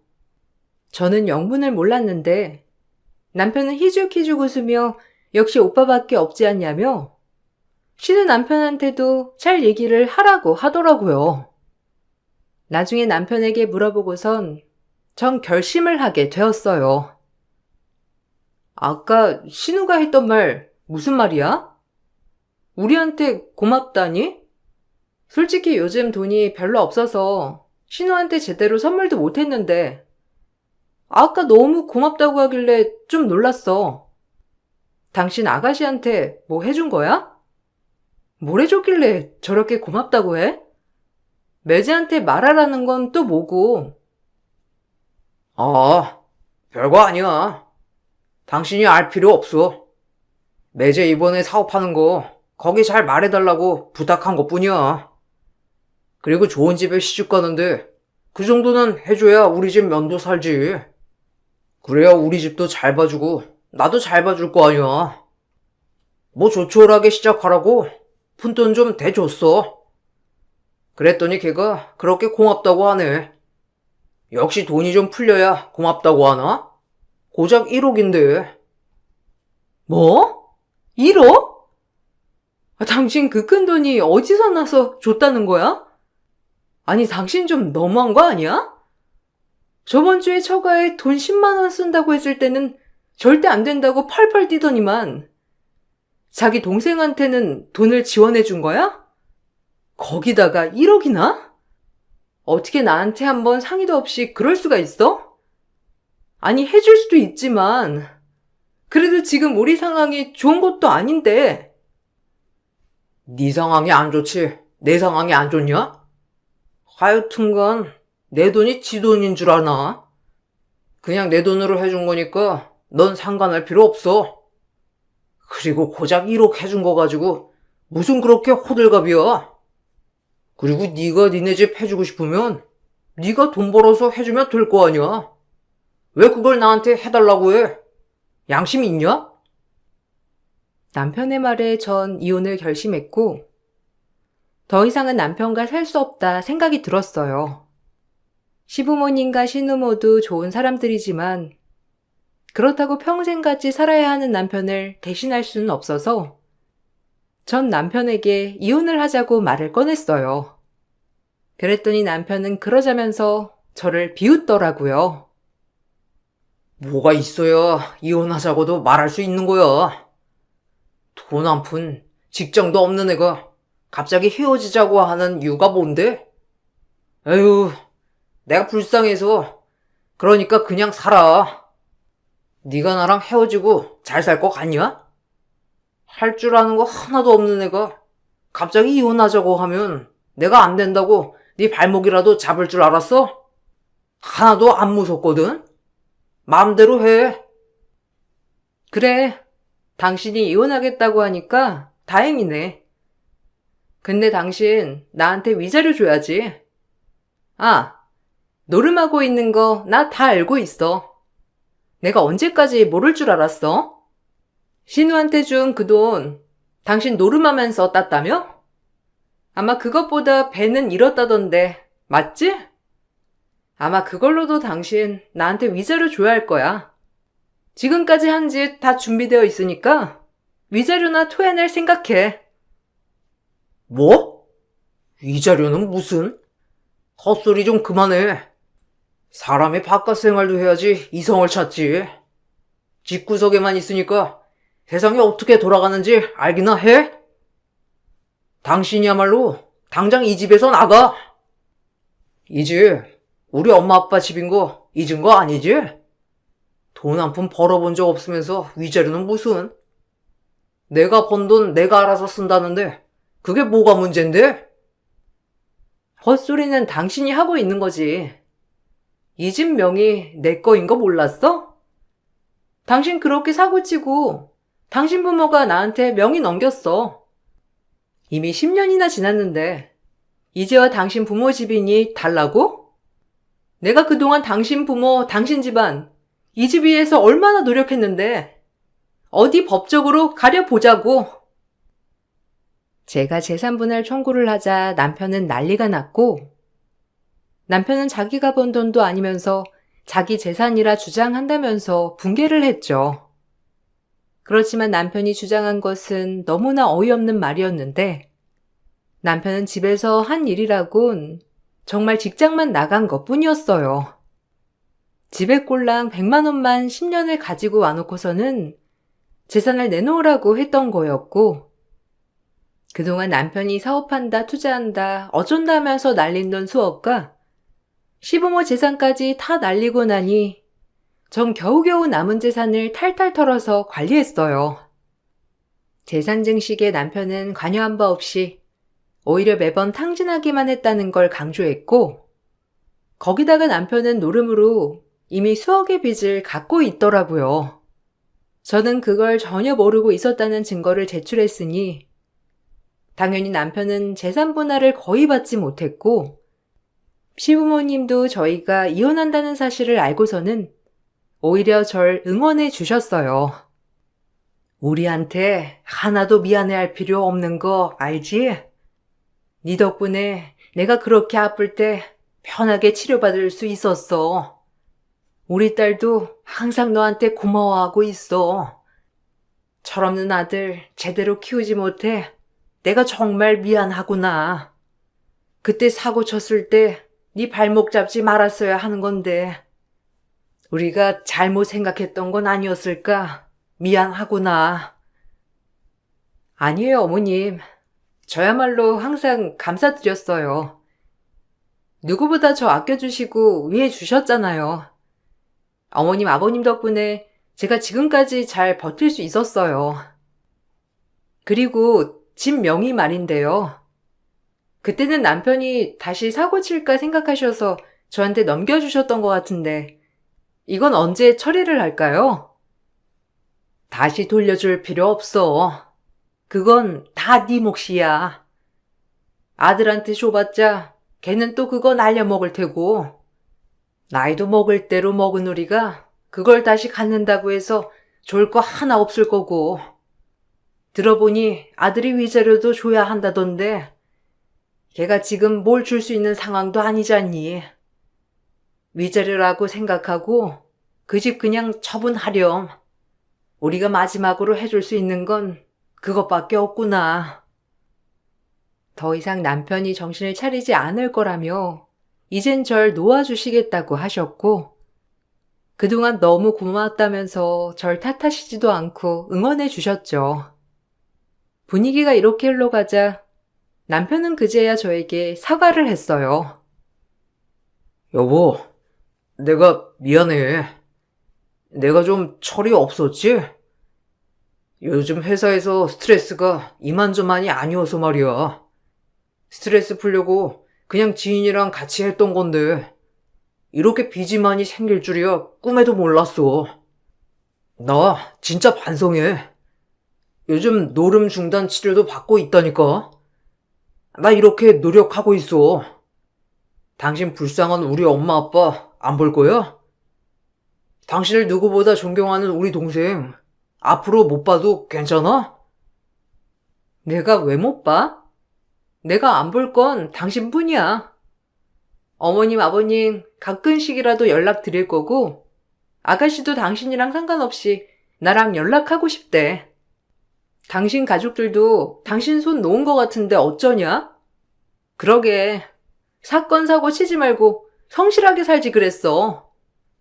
제 잘난 것만 알고 사니까 이러지. 당신이랑은 다시 잘 될 생각 전혀 없고 시댁 식구들도 오히려 이제 떠나가라고 내 등 떠밀고 있는데 내가 왜? 여보, 왜 그래? 당신 아직 나 사랑하잖아. 나 당신 없으면 못 살아. 내가 사고 친 건 알아서 수습할게. 미안해. 내가 사과하고 집에서 죽은 듯이 지낼 테니 우리 다시 시작하자. 생활비, 아니, 월급 그냥 통째로 당신한테 줄게. 다른 건 다 필요 없고 그냥 다시 살기만 하자. 내가 정말 잘못했어. 용서해줘. 당신이랑 결혼 10년 생활하는 동안 난 하루하루 돛 닦는 심정으로 살았어. 그나마 당신 부모, 당신 동생이 좋은 사람이라서 지금까지 참은 줄 알아. 앞으로는 당신한테 안 참을 거야. 그러니 내 인생에서 제발 좀 빠져. 남편을 제외하고 시댁 식구들은 제 이혼을 지지해 주셨고 저에게 줬던 진명이 또한 아무런 문제를 삼지도 않으셨어요. 오히려 10년 동안 고생한 저에게 아들을 제대로 키우지 못해 미안하다며 사과를 하셨고 그렇게 전 남편과 이혼을 하게 되었습니다. 남편은 노름 사실이 회사에도 알려지게 되면서 직장을 그만두게 되었고 다른 지역 공장에 들어가 밤낮 가리지 않고 일을 하고 있다고 하더라고요. 가끔씩 시부모님과 통화를 하는데 그래도 실시간 없이 일을 하더니만 그나마 허짓거리는 안 하는 것 같다며 말씀을 해 주셨어요. 어쩌면 아들 곁에 끝까지 남아줬으면 좋겠다고 생각하셨을 수도 있지만 그런 티를 전혀 내지 않으셨던 시부모님과 신우에게 항상 감사하게 생각하고 있답니다. 이혼하고 새로 취업을 하기 위해서 일을 배우게 되었는데 요즘은 다시 사회생활 하느라 정신이 없네요. 세상에 정말 나쁜 시댁 식구들도 많은데 아마 저도 그런 시댁을 만났다면 한참을 상처 속에서 헤매고 있었을 거라 생각해요. 그래도 좋은 시부모님 신우를 만나서 새로운 출발에 응원을 받게 되니 참 다행이라고 생각한답니다. 제 사연을 들어주신 분들 정말 감사드려요. 우리 인생의 주인공은 바로 자기 자신이라는 점 여러분들도 잊지 마시길 바랄게요. 안녕하세요. 경기도 한 작은 동네에 살고 있는 평범한 듯 평범하지 않은 여성이에요. 남모르는 학창 시절을 보내고 성인이 되었을 때 이제 내 인생 정말 잘 개척해 나가야겠다고 생각했어요. 그리고 변호사인 남편을 만나 결혼을 했지만 작은 과수원을 하고 있는 부모님을 시부모님은 마음에 들어 하시지 않았습니다. 그래도 어떻게 해서든지 이 집안에서 뼈를 묻겠다는 일념 하나로 시부모님 마음에 들려고 무척이나 애를 썼던 때였어요. 하지만 원수는 외나무 다리에서 만난다고 했나요? 가뜩이나 힘든 시댁살이 시동생이 결혼을 하겠다고 하고 난 뒤부터 저에겐 매서운 힘든 비바람이 몰아치기 시작했어요. 아버지가 금융사 대표라지? 어쩜 우리 집이랑 걸맞은 며느리를 딱 맞이한다고 하니까 내가 너무 행복한 거 있지? 결혼은 이렇게 하는 건데 그네 결혼을 너무 막 시킨 거 아닌가 하는 생각이 드네. 애 없을 때 빨리 갈라서게 하는 것도 나쁘지 않은데. 그네가 아까워 죽겠어. 시골 변두리에 가수원이나 하는 집 딸내미랑 결혼시킬 줄 누가 알았냐고. 형님 되시는 분이 어떻길래 너무 궁금해지네요. 그래도 어머님, 아버님이 절 이렇게 반가워해 주셔서 기뻐요. 걘 알아볼 것도 없다. 너랑 완전 차원이 다른 애야. 어딜 너한테 갖다 대니? 아마 너랑 나이도 똑같을걸? 어머, 그래요? 그래도 형님 되실 분인데 제가 예의는 깍듯이 차리는 게 맞는 것 같아요. 그래야 집안이 잘 굴러가죠. 어쩜 너는 보고 배운 게 많아서 그런지 참말도 기품 있게 한다. 이래서 집안을 보고 결혼을 시켜야 하는 건데. 그러게 내가 뭘 했어? 그네도 선 좀 보고 좋은 여자 만나게 해주라니까. 그네 말에 휘둘려서 덥석. 아유, 속상해. 아버님, 너무 노여워 마세요. 그래도 제가 있잖아요. 형님 되시는 분이 누군진 모르겠지만 제가 더 잘할게요. 우리 며느리 최고다. 이제야 사람 사는 집 같아. 내가 이런 며느리들을 보고 싶었던 건데 너라도 있어서 다행이야. 제가 없는 틈을 타 결혼하겠다고 인사를 온 동서에게 시부모님은 제 욕을 한 바가지 했어요. 그야말로 초장에 절 무시한 건덕지를 줘버린 거예요. 회사 일정 때문에 뒤늦게 동서를 만나러 간 저는 동서를 보고 놀라고 말았답니다. 제가 세상에서 제일 만나고 싶지 않아 한 사람이었고 저에게 아픈 과거를 짊어지게 한 동서였기 때문이었거든요. 어머, 너 맞지? 그 김학경, 웬일이니? 어떻게 이런 데서 만나? 너 시집 잘 갔나 보다. 변호사 사모님 된 거야? 오랜만이다. 도련님이 만난다고 하는 사람이 너였다니 놀랍다. 어떻게 또 이렇게 마주치게 되었네? 아니, 둘이 아는 사이냐? 너랑 급이 다른데 어떻게 우리 그네를 알게 된 거야? 아, 나이는 똑같은 나이겠구나. 제 중고등학교 동창이에요. 대학교 가자마자 연락이 끊겨서 가뜩이나 너무 궁금했는데 어떻게 이런 데서 만나? 근데 너 진짜 시집 한번 잘 왔다. 네가 어떻게 변호사 사모님이 돼? 너 하는 일은 뭐야? 아, 내가 너무 말이 많았나? 나 토목학 전공해서 인테리어 회사에서 일해. 그러게 이래저래 사느라 바빠서 연락을 못했지 뭐야. 이렇게 만났잖아. 그러게. 역시 만나게 될 사람은 언젠가 만난다더니 그 말이 딱인가 봐. 어떻게 내가 너를 만날 수가. 너무 좋다. 우리 꽤 친했잖아. 뭐 내 입장에선 도움이 되지 않는 너였지만 그래도 친구랍시고 내가 너 엄청 챙겼던 거 알지? 어머, 그랬어? 역시 인성 말해 무엇하니?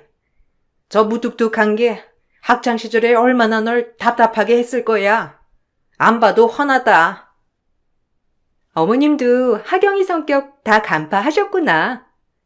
하경이가 좀 무뚝뚝하고 고마워할 줄 모르는 무언가가 있긴 하죠. 내가 너한테 뭘 고마워해야 하는데? 너 참 말 웃기게 한다. 누가 보면 내가 너한테 은혜라도 입은 줄 알겠어. 너 정말 기억 안 나는 거니? 네 입으로 말하긴 그렇지만 다른 애들이 다 너랑 놀기 싫다고 할 때 내가 너한테 어떻게 했어? 절 보자마자 반가워하는 동서와 다르게 전 마음이 불편했습니다. 사실 중고등학교 때 단짝 친구로 지냈던 동서였어요. 그 사이가 틀어지게 된 계기는 저희 아버지가 한 기업회사의 오너가 사람의 운전기사 일을 하였는데 그것을 동서가 알고 나서부터 사이는 틀어지기 시작했답니다. 저와 친하게 지내던 동서는 저희 집 배경을 보고 절 철저히 배척했거든요. 대놓고 저를 따돌리진 않았지만 늘 은근히 저를 무시하고 친구들 앞에서 조롱하였죠. 그로 인해 제 친구들 모두 저를 서서히 멀리 했었답니다. 하지만 동서는 그런 모든 것을 다 만들어 놓고 저를 생각해주는 척 위선을 떠는 친구였어요. 바보가 아니었기에 동서의 행동이 늘 섭섭하고 미웠었거든요. 그리고 너무 친하게 지냈던 친구였던지라 그때 그 마음이 상처가 되어 아직까지 마음 깊숙이 남아있었고 그로 인해 제가 가족 말고는 아무도 믿지 못하는 성향이 되어버린 거예요. 서로 다르게 기억하고 있나 보네. 어쨌든 반갑다. 넌 반가울지 모르겠지만 그래도 너 연기 잘하니까 이번에도 잘해봐. 역시 아직도 뾰족하구나. 너 가난하고 그런 게 꼭 남 탓 같지? 에휴, 우리 부모님이 너 같은 친구들 보면 안타까워하고 더 챙겨주라고 했어. 아버지, 아직도 운전기사 하셔? 하긴, 로또 맞지 않는 이상 쉽게 가난을 벗어나기란 힘들지. 그래서 시집도 이런 집에 골라서 온 거야? 너라면 충분히 이렇게 머리 쓰고 결혼할 법한데. 내 말이 맞지? 아니, 틀렸어. 남편이랑은 우연히 알게 됐고 그냥 서로 사랑하니까 결혼한 거야. 애초에 배경 따위 생각지도 않았거든. 그래, 너 옛날부터 늘 그랬지. 너만 옳은 척, 고고한 척. 근데 남은 게 뭐야? 결국은 벗어날 수 없는 가난이잖아. 애들한테 얘기해줘야 되겠다. 너 땡 잡았다고. 이제 한 식구로 자주 볼 건데 우리 편하게 지내도록 하자. 얘 생각 많이 하면서. 그래, 이게 너지? 결국엔 네가 하고 싶은 말은 네 친구들한테 내 얘기 안주거리 삼아 웃고 떠들면서 날 또 까내리는 거잖아. 참, 그 피해망상 여전하니까 웃기다. 우리 이제 곧 30대 될 건데 아직까지 피해망상에서 못 벗어난 거야? 으이구. 동서는 그렇게 저를 비꼬았어요.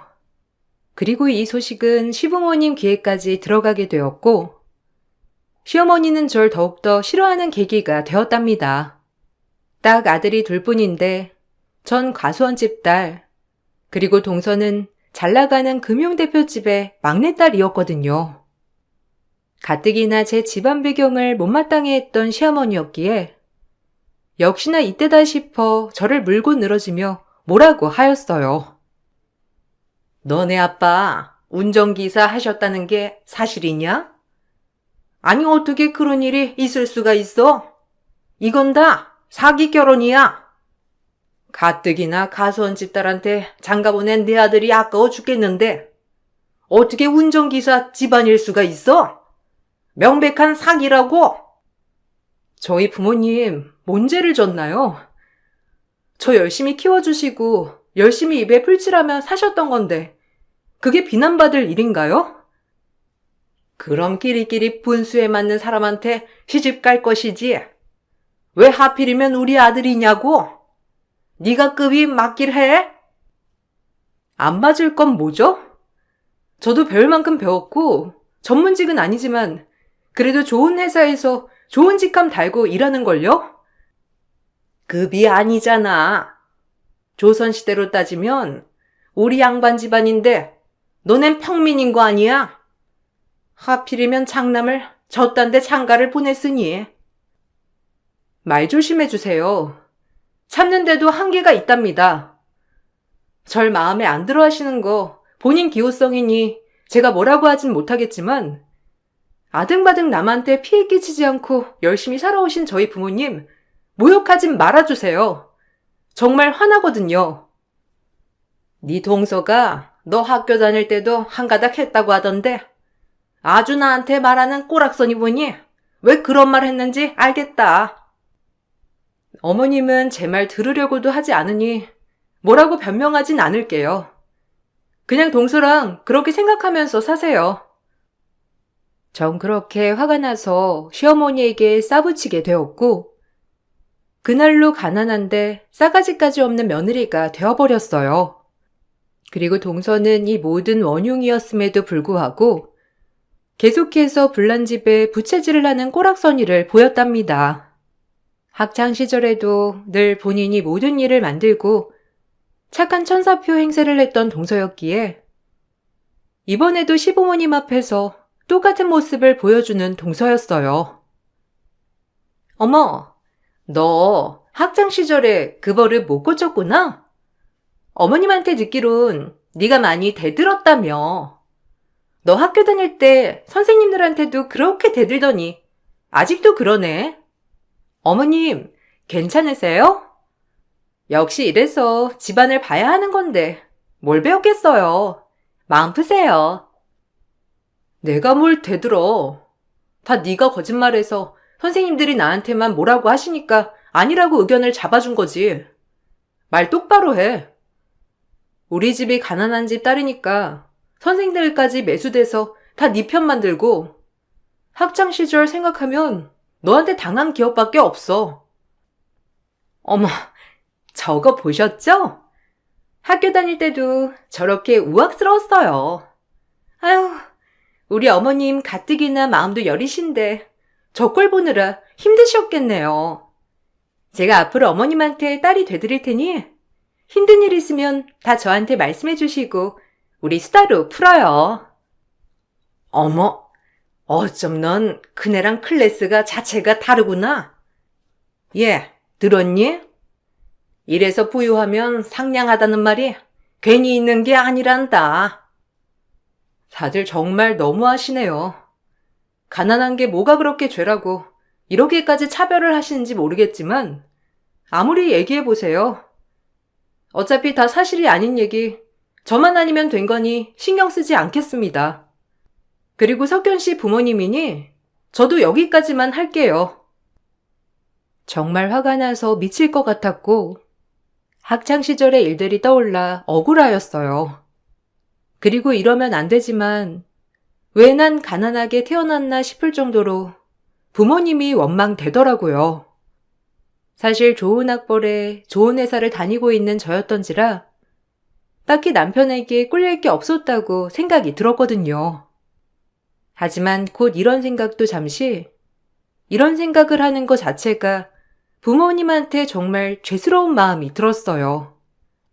본인들은 안 입고 안 먹으면서 금지옥엽 외동딸 이렇게 예쁘게 키워주신 분들이었거든요.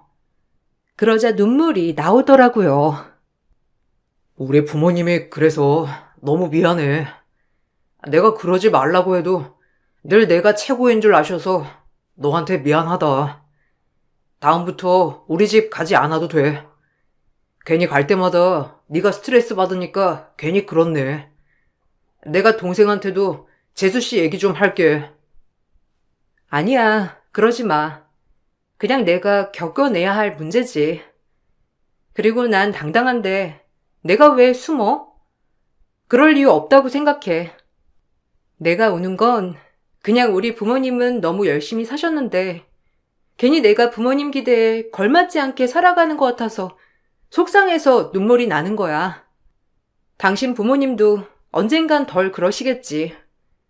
그러니까 당신도 너무 마음 쓰지 말고 그러려니 해.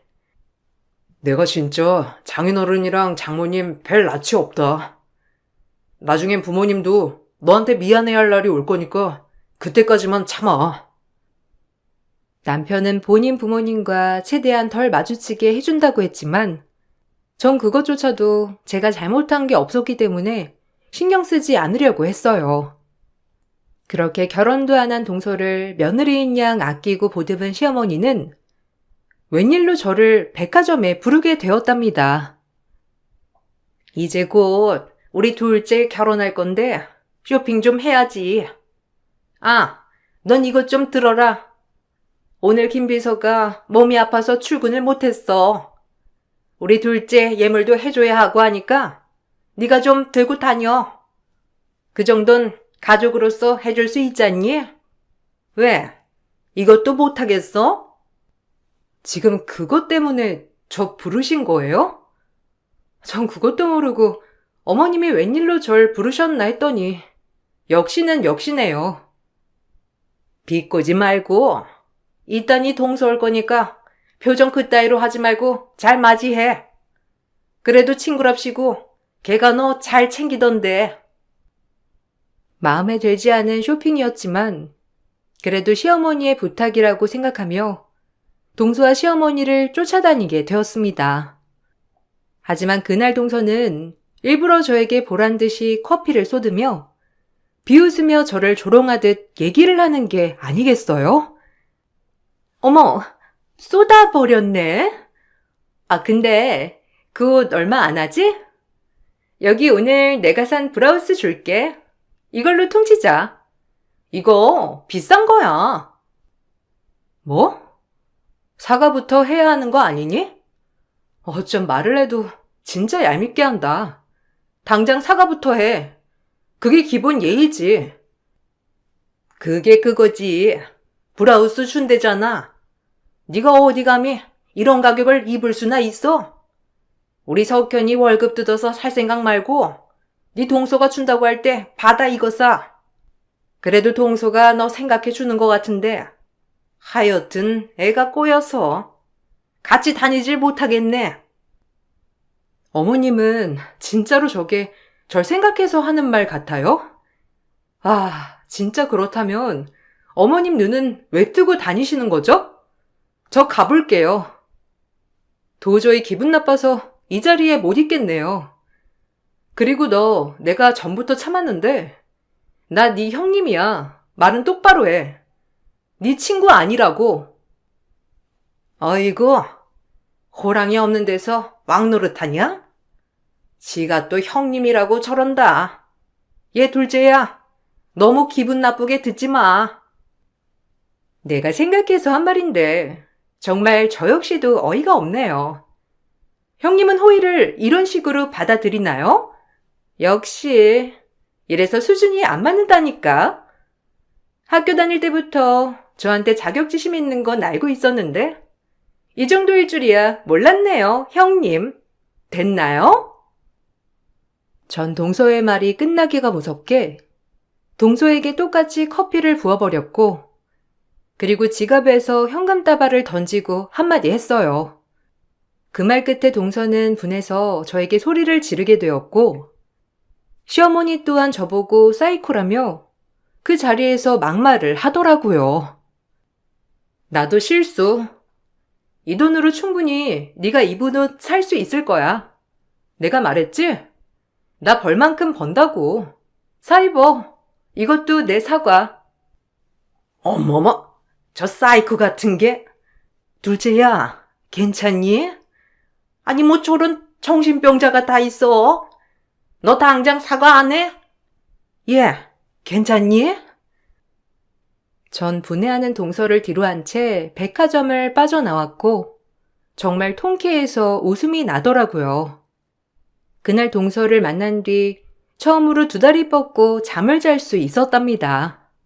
그리고 한동안 시댁과 만남을 일절하지 않았고 그런 와중에 동서 결혼식은 계속 진행이 되었어요. 그리고 결혼식 날이 다가왔고 그래도 시동생을 생각해 결혼식에 참석을 하게 되었답니다. 시어머니는 로비에서 저와 제 남편을 보자마자 눈을 흘기셨지만 주변 사람들을 의식해 엄청 심하게 뭐라고 하지는 않으시더군요. 이제 아주 행차 안 하려고 하는 줄 알았는데 그래도 용케 왔니? 너 결혼식 끝나고 나 좀 봐. 내가 네 버릇을 고쳐줄 테니. 엄마도 좀 그만하세요. 우린 얼른 재수씨 대기실 가서 사진도 찍고 다른 친척분들 맞을 준비할 테니 그리 아세요. 그렇게 저에게 눈치를 주는 시어머니를 뒤로 한 채 금융대표 막내딸인 동서 결혼식 날에 사진 찍으려 대기실 문을 열자 그 전에 커피 세례를 맞은 게 분했는지 제 뺨을 날린 동서였고 그 뒤에 한마디 하더라고요. 그리고 그 모습을 신부 아버님이 보게 되었어요. 저 분녀 냄새나는 년 당장 쫓아버려. 어디서 가수원집 없이 사는 딸이 여길 어디라고 기어와? 너 나한테 사과해. 재수씨, 이게 뭐 하는 짓이죠? 지금 뭐 하는 거예요? 재수씨야말로 당장 사과하세요. 지금 여기가 어디라고 이 난리를 피워요? 동서 아버지가 내 얼굴을 보던 순간 낯빛이 창백해지며 동서에게 호통을 치셨고 아무도 몰랐던 내 정체를 공개했습니다. 남편은 물론 그리고 또 동서까지 어리벙벙한 얼굴이 되고 말았어요. 저 역시 이런 일이 생길 줄은 몰랐거든요. 너 어디서 아가씨한테 손찌검이야? 당장 머리 조아리지 못해? 아가씨, 제가 몰라 뵀습니다. 우리 아이 손이 동서가 되다니 어떻게 이런 일이... 아가씨, 저 기억 안 나세요? 하긴 너무 어렸을 때라 기억이 안 나실 만도 하죠. 아가씨는 고귀한 분이에요. 그게 무슨 소리죠? 아가씨라니? 그리고 전 아저씨에 대한 기억이 없는데요. 무슨 말씀을 하시는지 알아듣게 말씀해 주세요. 일단 제 딸이 한 무례는 꼭 용서해 주세요. 아가씨의 아버님이 하시면 저희 회사 당장 나가리 되는 겁니다. 동서의 아버지가 한 얘기는 놀라웠어요. 알고 보니 전 엄청 큰 중견기업 대표의 혼외자식이었더라고요. 태어나자마자 키워지다가 그 집의 무시무시한 파벌싸움으로 아버지는 저를 운전기사였던 부모님네 집에 양자로 보냈던 것이었고 전 그것도 모르고 운전기사 부모님을 제 진짜 부모님이라고 느끼고 살았던 거예요. 종종 저희 친아빠가 저를 찾아오셨지만 거의 돈만 보내고 그렇게 전 철저하게 다른 사람 손에서 키워졌다고 했습니다. 그렇지만 그것도 부성이라고 그분은 본인 핏줄들이 당하고 사는 꼴은 못 보는 사람인지라 제가 이렇게 당하는 걸 알면 투자자인 저희 아버지 측에서 동선의 금융그룹에 투자를 철회할 수도 있을 것 같다는 생각에 저에게 머리를 조아린 거였죠. 정말 당황스럽더라고요. 아니 어떻게 저런 애가 그분 혼외자라는 거예요? 아빠, 당장 일어나. 어떻게 저런 과소한 집 애한테 머리를 조아려? 입 다물어 이거사. 네가 감히 이 아가씨를 몰라 뵙고 막말을 하는 거냐? 너 아빠 회사 나가리 되는 거 보고 싶어? 이 모든 말들이 사실인 게 믿기지가 않네요. 어떻게 그런 일들이 있을 수가 있어요? 그리고 아직은 못 믿겠어요. 옛날 어렸을 때도 만났고 얼마 전에 회장님이 아가씨가 결혼했다는 소식에 결혼 사진을 받아봤다고 하면서 나랑 밥 먹는 자리에서 한번 보여주더라고요. 제가 딱 알아봤습니다. 그래도 항상 그리워하시는 것 같았는데 이렇게 만나다니.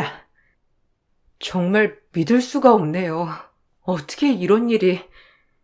그리고 그렇게 아직까지 사진을 받아볼 정도면 왜 찾아오지 않으셨대요? 아무래도 사모님과 그 자제분들 눈치가 보여서 그러신 거죠. 오죽했으면 아가씨를 기사의 딸로 보냈을까요? 그렇게 혼란 속에 결혼식이 끝이 났고 동서 아버지는 결혼식이 끝나는 그 순간까지 제 눈치를 많이 보셨습니다. 그리고 그런 아버지의 모습을 보는 게 동서는 속이 상했는지 결혼식 내내 울상인 표정을 지으면서 어쩔 줄 몰라 하는 것이 보였어요. 일단 부디 제 딸아이를 용서해 주세요. 아가씨가 말 한번 잘못했다간 저희 회사 무너지는 건 십상입니다. 제가 이렇게 빌 테니까 제발 용서해 주셨으면 좋겠어요. 아직 어린 딸이잖아요. 너무 철이 없어서 그런 거니 이해 부탁드릴게요. 저도 일단 생각할 시간이 필요하니까 나중에 만날 게 있으면 연락드릴게요. 전 이만 가봐야 할 것 같네요. 전 그렇게 남편과 결혼식에서 나와 당장 친정으로 향했어요. 그리고 친정에 도착 후 모든 사실이 진심임을 알게 되었죠. 친정 부모님은 제가 모든 걸 알고 있다고 하자 제 친부에게 전화를 걸었고 친부는 그로부터 몇 시간 후 바로 오셨어요. 미안해. 너한테는 끝까지 숨기고 싶었어.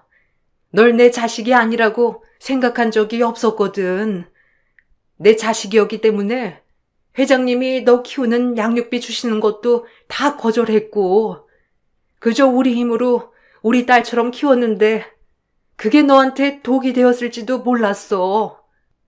우리만 아니었으면 더 높은 곳에서 훨훨 날아다녔을지도 모른다고 생각하니까 갑자기 후회가 되면서 너한테 미안해진다.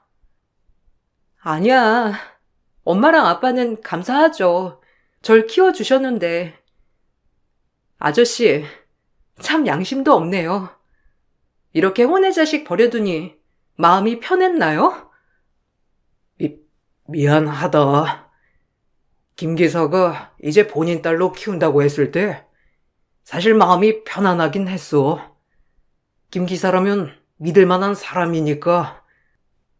그래서 평생 두 다리 뻗고 잘 지내셨어요? 제가 어떤 꼴을 당하고 사는지도 모른 채 어쩜 그렇게 무정할 수가 있는지.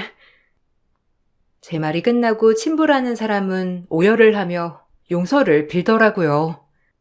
멀리서 저를 많이도 지켜봤고 저희 아빠가 믿을 만한 사람이었기 때문에 안심을 하고 지냈다고 하더라고요. 그리고 제 입을 막으려고 그랬는지 앞으로 저에게 모든 것을 지원해준다고 말을 하였습니다. 전 이성을 차리고 감정 따위에 휘말릴 때가 아니라고 생각했어요. 그리고 곧바로 저를 무시하고 업신여기는 사람들을 하나둘씩 벌을 주기로 다짐을 했고 첫 번째 타깃은 중고등학교 때부터 그리고 지금까지 줄곧 저를 힘들게 했던 동서를 처벌해 주기로 작정을 했죠. 친부는 제 말을 듣자마자 동서 아버지의 회사에 있는 투자금을 즉시 회수하게 되었고 그로 인해 동서네는 가문이 주춤할 수밖에 없었답니다. 이 소식을 알고 동서네는 난리가 났어요. 너 어떻게 그럴 수가 있어? 이건 너와 내 문제지. 우리 집의 문제가 아니잖아. 그동안 내가 미안해.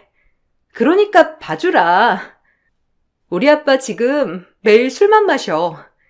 네가 괜찮다는 한마디만 해주면 다시 다 괜찮아질 것 같은데 제발 한 번만 봐주면 안 되니? 넌 나 한 번이라도 봐준 적 있니? 줄곧 학교 다닐 때부터 날 힘들게 했잖니? 아무 이유도 없이. 차라리 이유 있게 내가 이러는 게 더 합당한 거 아니야? 너랑 똑같은 인간이 될지언정 난 계속 이어갈 거야. 어디 한번 너도 힘든 삶을 경험해봐야 되지 않겠니? 동선애가 주저앉았다는 소식을 듣자마자 시어머니는 난리가 나셨어요. 이제야 제대로 된 며느리를 보았다고 생각했는데 제 말 한마디로 집안이 주저앉았다는 말에 시어머니는 저에게 태세 전환을 하며 동선애를 욕하기 시작했습니다. 아니, 네 말 한마디에 무너질 회사였다면 어땠다는 거야? 아주 알만하다. 예, 그동안 미안했어. 혼외자든 뭐든 너 같은 고귀한 애 앞에서 내가 무슨 말을 했는지. 그래도 역시 핏줄이 대단한 집안이라 그런지 머리도 명석하고 학교도 좋은데 나오는 게 진짜 대단한 것 같아. 우리 아들이 여자 한번 잘 데려왔지 뭐냐.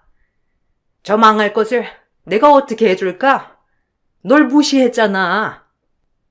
저 망할 것만 절 무시했나요? 결혼하고 지금까지 어머님이 절 무시한 걸 생각해 보셔야죠. 이제야 제가 있는 집에 혼외자라고 하니 이것마저도 달라 보이나요? 진짜 우스워요. 사람이 어떻게 이런 게 아무렇지 않을 수 있는지 소름 돋네요. 아니, 지금 나한테 뭐라고 하는 거야? 나 석현이 엄마야. 네가 그렇게 사랑하는? 그럼 이런 것들은 눈 감아 줘야지. 엄마 그만해요. 추해. 하경이 너한테 내가 진짜 할 말이 없다. 내 부모님들이지만 진짜 창피하고 수치스러워. 전 남편에게 시댁과 인연을 끊어달라고 부탁을 했고, 그렇지 않으면 헤어지고 싶다고까지 말을 했답니다. 돈 앞에서 장사 없는 시댁 식구들을 다시는 보고 싶지 않더라고요.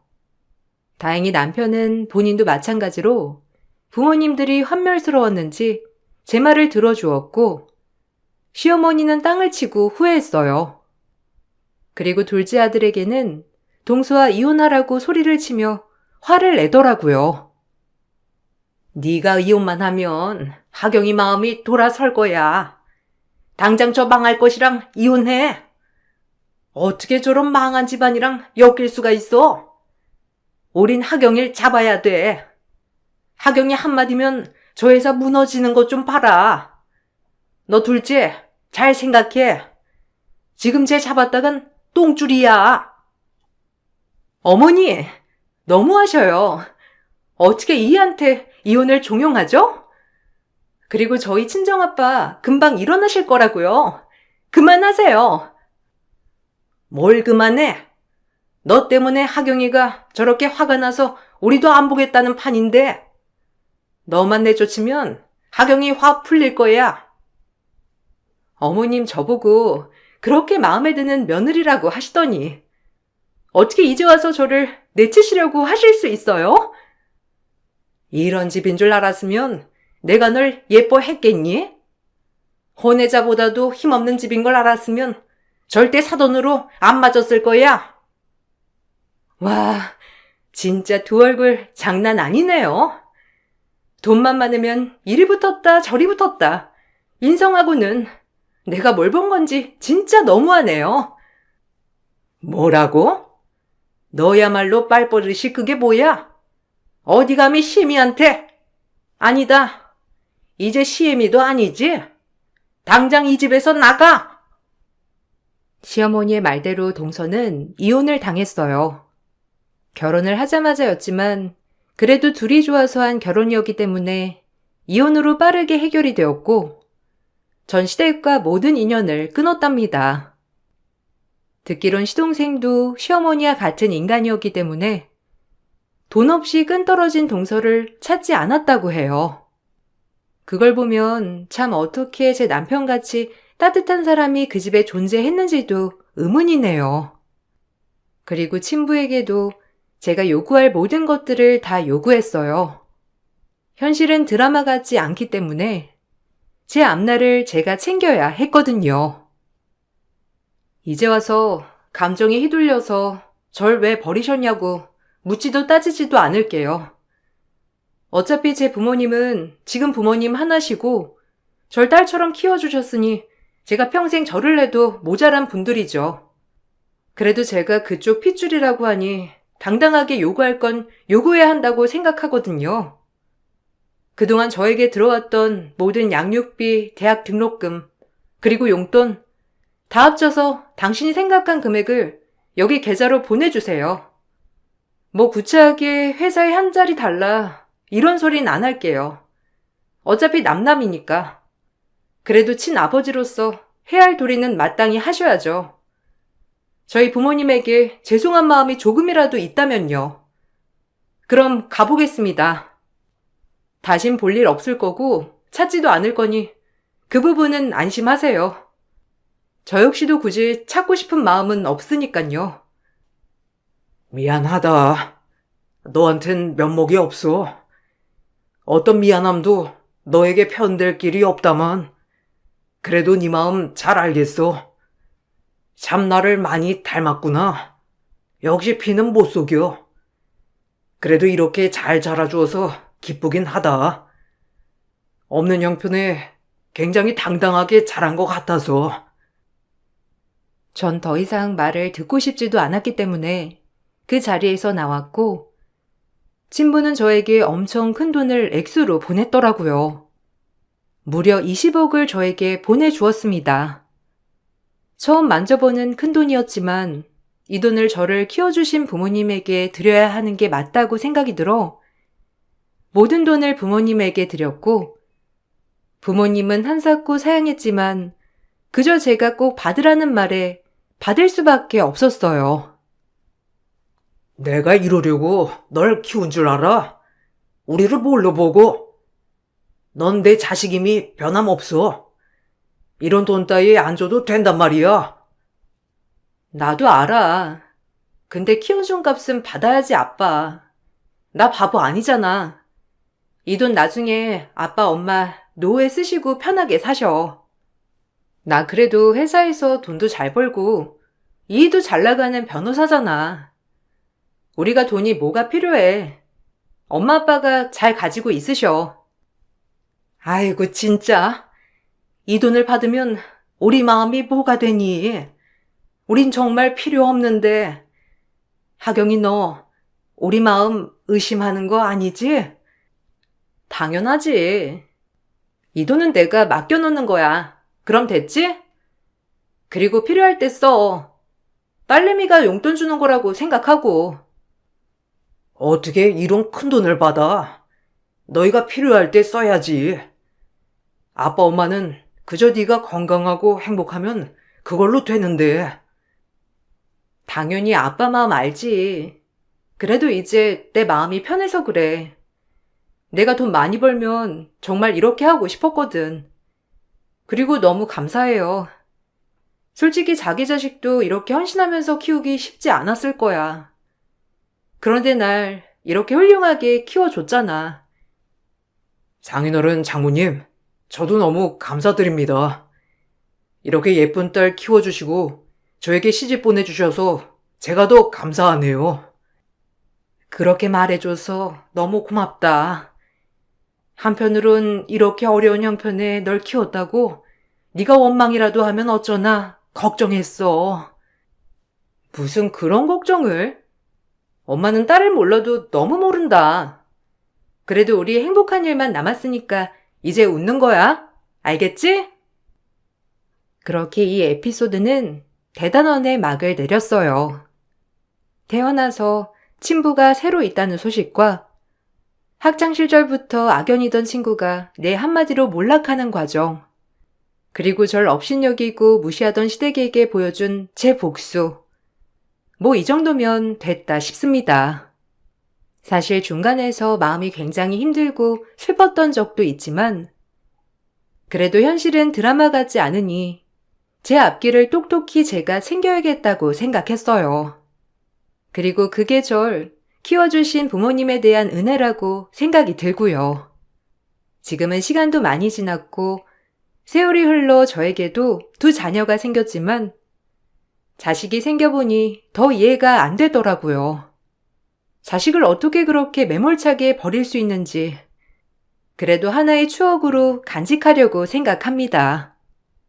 그 덕분에 이렇게 훌륭한 부모님 밑에서 착하고 바른 가정교육을 받고 자랄 수 있는 게 감사한 마음이 훨씬 더 큰 마음이거든요. 평범하지만 뭔가 평범하지 않았던 제 과거 이야기를 쓰고 보니 오늘 친정 부모님이 너무 그리워요. 오늘은 아이들을 데리고 친정 부모님 댁에 가서 하룻밤 자고 와야겠어요. 여러분들 제 글을 읽어주셔서 너무 감사드리고 좋은 하루 보내세요. 감사합니다.